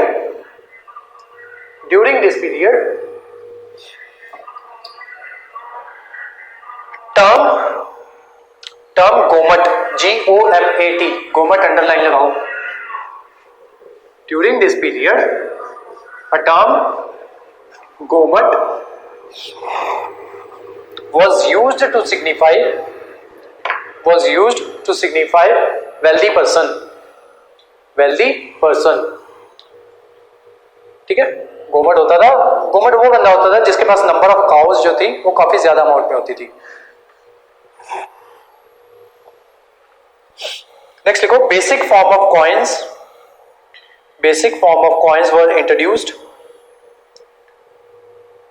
basic form of coins were introduced in the form of nishika, NISHIKA, nishika underline कर लेना, nishika. Next comma satmana, SATMANA, satmana. Next krishnala, krishnala, KRISHNALA, krishnala. Next लिखो religion, religion important gods, important gods उसमें लिखो इंद्र, इंद्र साथ में लिख लेना breaker of forts, breaker of forts. कई बार ना यूपीएससी बहुत पहले ये सवाल पूछा करती थी कि ब्रेकर ऑफ फोर्ट्स जो है ऋग्वेद में किसको कहा गया है, ठीक है, तो वो इंद्र को कहा गया है। तो ये सारे ये जो है गॉड्स जो है इनके सभी के वो जो है क्या कहते हैं, जिन जिन नामों से उनको पुकारा जाता था या जो जो उनकी कैरेक्टरिस्टिक्स हुआ करती थी वो बहुत पहले पूछा करती थी। पीपीएससी ने एक बार पूछा था 2015 में, ठीक है, सॉरी 13 में, 2013 में पूछा था पीपीएससी ने। तो लिख लो, सबके लिखवा देता हूं मैं आपको, जिन जिन को पूछा जाता था अर्ली वैदिक पीरियड में। सबसे पहले आपका आएगा इंद्र, इसको पुरंदर कहा जाता था, PURANDHAR, पुरंदर, जिसका मतलब होता है breaker of forts, FORTS। Next लिखो अग्नि, अग्नि इसमें लिखो fire god, fire god. Then लिखो वरुणा, वरुणा वाटर गॉड।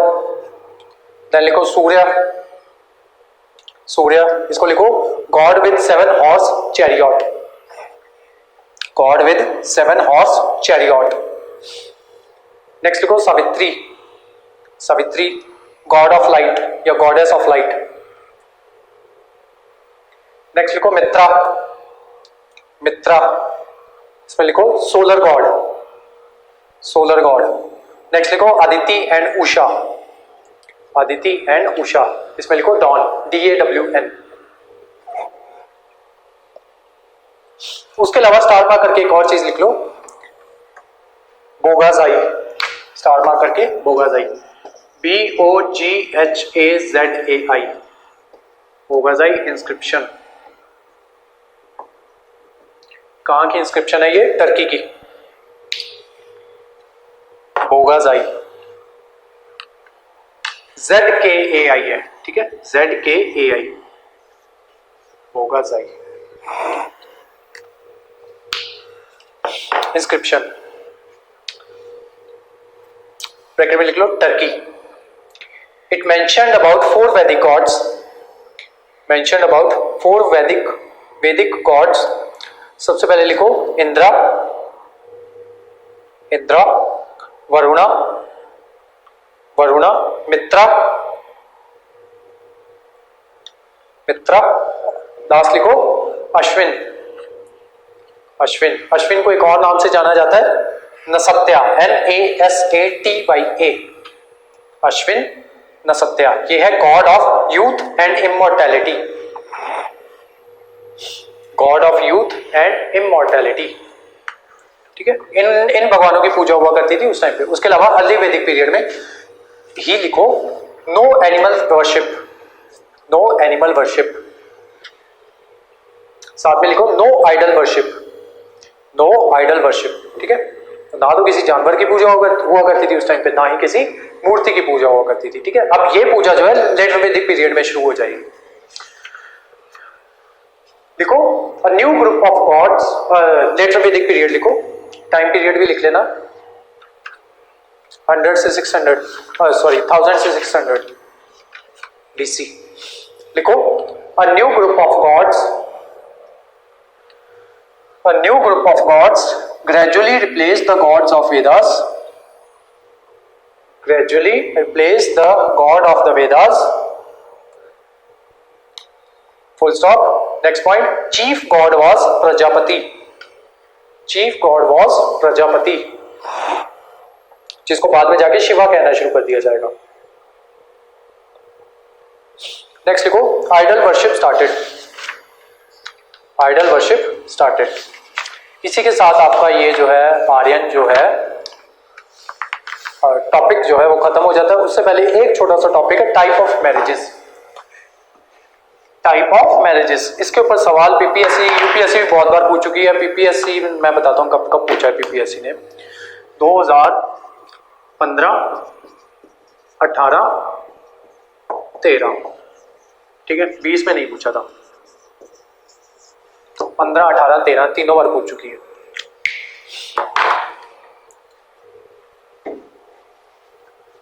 लिखो टाइप ऑफ मैरिजेस,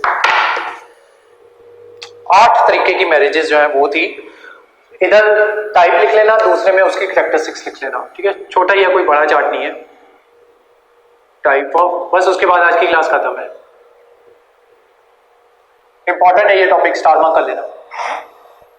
सबसे पहली मैरिज लिखो अर्सा, अर्सा या अर्शा, ARSHA, अर्शा या अर्सा, ARSA। इसमें क्या हुआ करता था, marriage after adopting a bride price, marriage after accepting a bride price, bracket में लिख लो काउ। मतलब क्या हुआ करता था कि जो लड़की जो होती थी उसके फादर को एक काउ जो है वो बदले में देनी पड़ती थी और फिर उस लड़की की शादी करवाई जाती थी लड़के के साथ, ठीक है। तो ये थी आपकी अर्सा मैरिज। नेक्स्ट थी आपकी Brahma marriage, BRAHMA, Brahma marriage. पहले क्या लिया जाता था, काउ ली जाती थी। देन इस वाली मैरिज में marriage after giving dowry, giving dowry.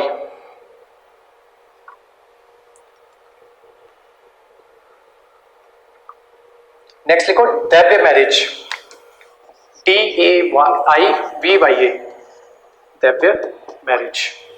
इसमें marriage to priest in lieu of his fee, marriage to priest in lieu of his fee. मान लो कोई प्रीस्ट आता है, वो आपके घर वो कोई यज्ञ करके जाता है, तो उसके बदले में जो उस टाइम के लोग थे वो अपनी बेटी को, अपनी बेटी की शादी करवा देते थे उस प्रीस्ट के साथ। उसको दैव्य मैरिज कहा जाता था। नेक्स्ट लिखो प्रजापत्य, प्रजापत्या, PRAJAPATYA, PRAJAPATYA, प्रजापत्या। ये सबसे अच्छी मैरिज हुआ करती थी प्रजापत्य। इसमें without demanding and without giving dowry, without demanding without giving dowry. Next लिखो गंधर्व विवाह, गंधर्व विवाह, GANDHARVA, गंधर्व विवाह, जो बहुत से लोगों का सपना होता है, जिसको कहते हैं लव मैरिज, गंधर्व विवाह। नेक्स्ट लिखो asura marriage, ASURA, asura. Marriage with purchased girl, marriage with purchased girl. Next लिखो pishacha, PISHACHA, pishacha marriage. Marriage by seducing, marriage by seducing, ये मैरिज जो है आपका हिमाचल प्रदेश में एक जगह, ये मैरिज वहां पे अभी भी होती है, मैरिज बाय सेड्यूसिंग। नेक्स्ट लिखो rakshasa marriage, rakshasa marriage, marriage by defeating the father और बाय किडनैपिंग, और बाय किडनैपिंग। तो जो लिखो पहले, marriage by defeating the father and kidnapping. तो जो आपका जो पृथ्वीराज चौहान था उसने भी राक्षसा मैरिज करवाई थी संयोगिता के साथ।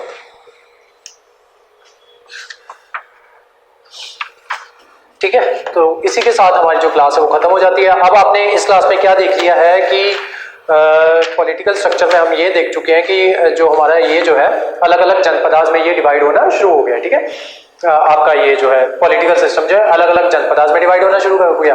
अब आगे की जो नेक्स्ट क्लासेस देखेंगे कि ये जो जनपदाज जो होंगे इनकी आपस में बीच में लड़ाइयाँ होंगी, और ऐसे जो है ये जनपदाज जो है पहले 16 मेन महाजनपदाज में डिवाइड होंगे, जिनमें एक हस्तिनापुर आएगा, अवंती आएगा, मगधा आएगा, ऐसे 16 महाजनपदाज, गंधारा आएगा, बहुत से आएंगे, ऐसे 16 महाजनपदाज बन जाएंगे। उनमें से कुछ जो मेन जो होंगे वो विक्टोरियस आएंगे, और जो सबसे ज्यादा मेन होगा वो मगधा एम्पायर होगा। ठीक है, तो आगे की जो क्लासेस है उसमें हम मगधा एम्पायर के बारे में करेंगे। ठीक है, मगधा एम्पायर या मौर्य एम्पायर। ठीक है, अब क्योंकि उन्होंने राजमगध में किया था वो मगधा एम्पायर भी कह रहे थे उसको, और जो एम्पायर का उसका नाम था मौर्य एम्पायर। ठीक है, तो मौर्य एम्पायर जो है इसमें विक्टोरियस साबित होगा, और 16 महाजनपदाज जो है सबको धीरे धीरे डिफीट कर देगा। 16 के 16 को नहीं करेगा, कुछ के साथ मैरिज अलायंसेस कर लेगा, कुछ को डिफीट कर लेगा, कुछ को डिफीट नहीं भी कर पाएगा। ठीक है, तो ऐसे जो है मेन जो 4-5 जनपदाज जो है वो इंपॉर्टेंट रह जाएंगे, तो उन्हीं के बारे में जो उनके राजा आएंगे उनके बारे में हम जो है क्लास में करेंगे। ठीक है, और उसके अलावा जहां तक रही आपकी मेंस आंसर राइटिंग की बात, फिलहाल मेंस का अभी तक कोई भी क्वेश्चन नहीं बना है, जो बना था वो मैंने आपको बता दिया है। ठीक है, वो क्या कहते हैं आपको जो उसका जो आंसर है वो मुझे लिख के भेजना है, एक तो वो वाला इंडस वैली सिविलाइजेशन वाला। उसके अलावा आज जो हमने क्वेश्चन किया तो इसमें आपको क्या करना है, 2 क्वेश्चन मैं दे देता हूं आपको। ठीक है, जो हमारी नेक्स्ट क्लास होगी वो आएगी अब थर्सडे को। ठीक है, तो आपको 2 क्वेश्चन और मैं दे रहा हूं आज की क्लास में। तो एक तो आपको जो है कंपैरिजन करना है इंडस वैली सिविलाइजेशन का और वैदिक पीरियड का। ठीक है, वैदिक में दोनों वैदिक पीरियड का करना है, लेटर का भी और उसका भी अर्ली वैदिक का भी और लेटर वैदिक का भी। किसके साथ? इंडस वैली सिविलाइजेशन के साथ। दूसरा जो है इसका जो कल्चरल जो है उसके ऊपर डिफरेंस आपको देना है लेटर वैदिक का और अर्ली वैदिक का कल्चरल एस्पेक्ट के साथ। ठीक है, तो ये 2 क्वेश्चन जो है वो आपको लिख के भेजने हैं। उसके अलावा जो है आपके क्या कहते हैं इन छुट्टियों के बीच में मैं आपको जो है ऑलमोस्ट 70 क्वेश्चंस जो है वो मैं आपको सेंड करूंगा एक टेस्ट के, और 30 या 40 क्वेश्चन में भी 50 क्वेश्चन जो है वो दूसरे टेस्ट में मैं आपको सेंड करूंगा। ठीक है, तो जो हमारा अब तक का जितना भी सिलेबस कवर हो गया आर्यन कल्चर तक का, उसके बेसिस पे आपको जो है क्वेश्चन वो होगा आपका जो टेस्ट होंगे 2 उसमें आएंगे। ठीक है, तो जो नेक्स्ट जो आपकी क्लास होगी अब थर्सडे को होगी। ठीक है, तो आपको दिवाली की जो छुट्टियां हैं उसके लिए दिवाली की आपको शुभकामनाएं, और उसके अलावा क्या कहते हैं अपने जो नोट्स हैं उनको अच्छे से बनाओ। ठीक है, रिवाइज करते रहो इन नोट्स को, और कोई भी डाउट आता है तो जो हमारा व्हाट्सएप जो ग्रुप है उसमें आप डाउट जो है अपना पूछ सकते हो। अपने जो आंसर्स जो है वो वहाँ पे आप सेंड कर सकते हो, मुझे पर्सनली करना चाहते हो तो वहाँ पे भी कर सकते हो, मेरा नंबर है आपके पास। ठीक है, वहाँ पे आंसर आप जो है वो सेंड कर सकते हो।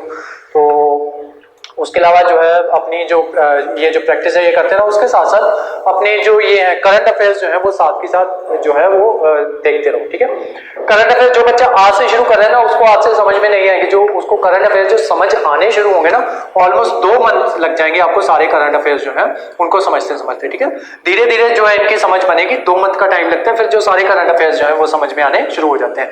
लेकिन अगर आप कह लो कि करंट अफेयर्स के बिना जो है आप पेपर जो है क्लियर कर लोगे, पीपीएससी क्लियर कर लोगे, यूपीएससी क्लियर कर लोगे, तो करंट अफेयर्स के बिना चाहे आपने सारा सिलेबस कवर किया है, सारा सिलेबस आपको आता है, अच्छे से आता है, इतना अच्छे से आता है कि सारा सिलेबस जो है जितने भी आप टेस्ट देते हो उसमें आप 70 से 80% मार्क्स जो है वो ले रहे हो, लेकिन करंट अफेयर अगर नहीं कर रहे तो आपका वो जो एग्जाम है चाहे यूपीएससी हो चाहे पीपीएससी हो दोनों क्लियर नहीं होंगे। ठीक है। करंट अफेयर्स इतने ज्यादा इंपॉर्टेंट है, ठीक है। तो करंट अफेयर्स देखने शुरू कर दो, उसके नोट्स बनाने शुरू कर दो, ठीक है। और इसके नोट्स किस तरीके से बनाने हो मैं बार बार बता रहा हूँ कि सेंटर में लाइन खींचो और हाफ साइड में लिखो, हाफ साइड जो है खाली छोड़ो, ठीक है। अब जैसे हम टेस्ट करेंगे, टेस्ट में कुछ क्वेश्चंस ऐसे होंगे जो ना तो मैंने आपको करवाए होंगे, ठीक है, ना ही आपने कहीं और पढ़े होंगे, ना ही वो किसी बुक में होंगे, ठीक है, लेकिन वो कभी ना कभी किसी ना किसी तरीके से उसके ऊपर जो है क्वेश्चन वो जो है वो बन चुका है, ठीक है।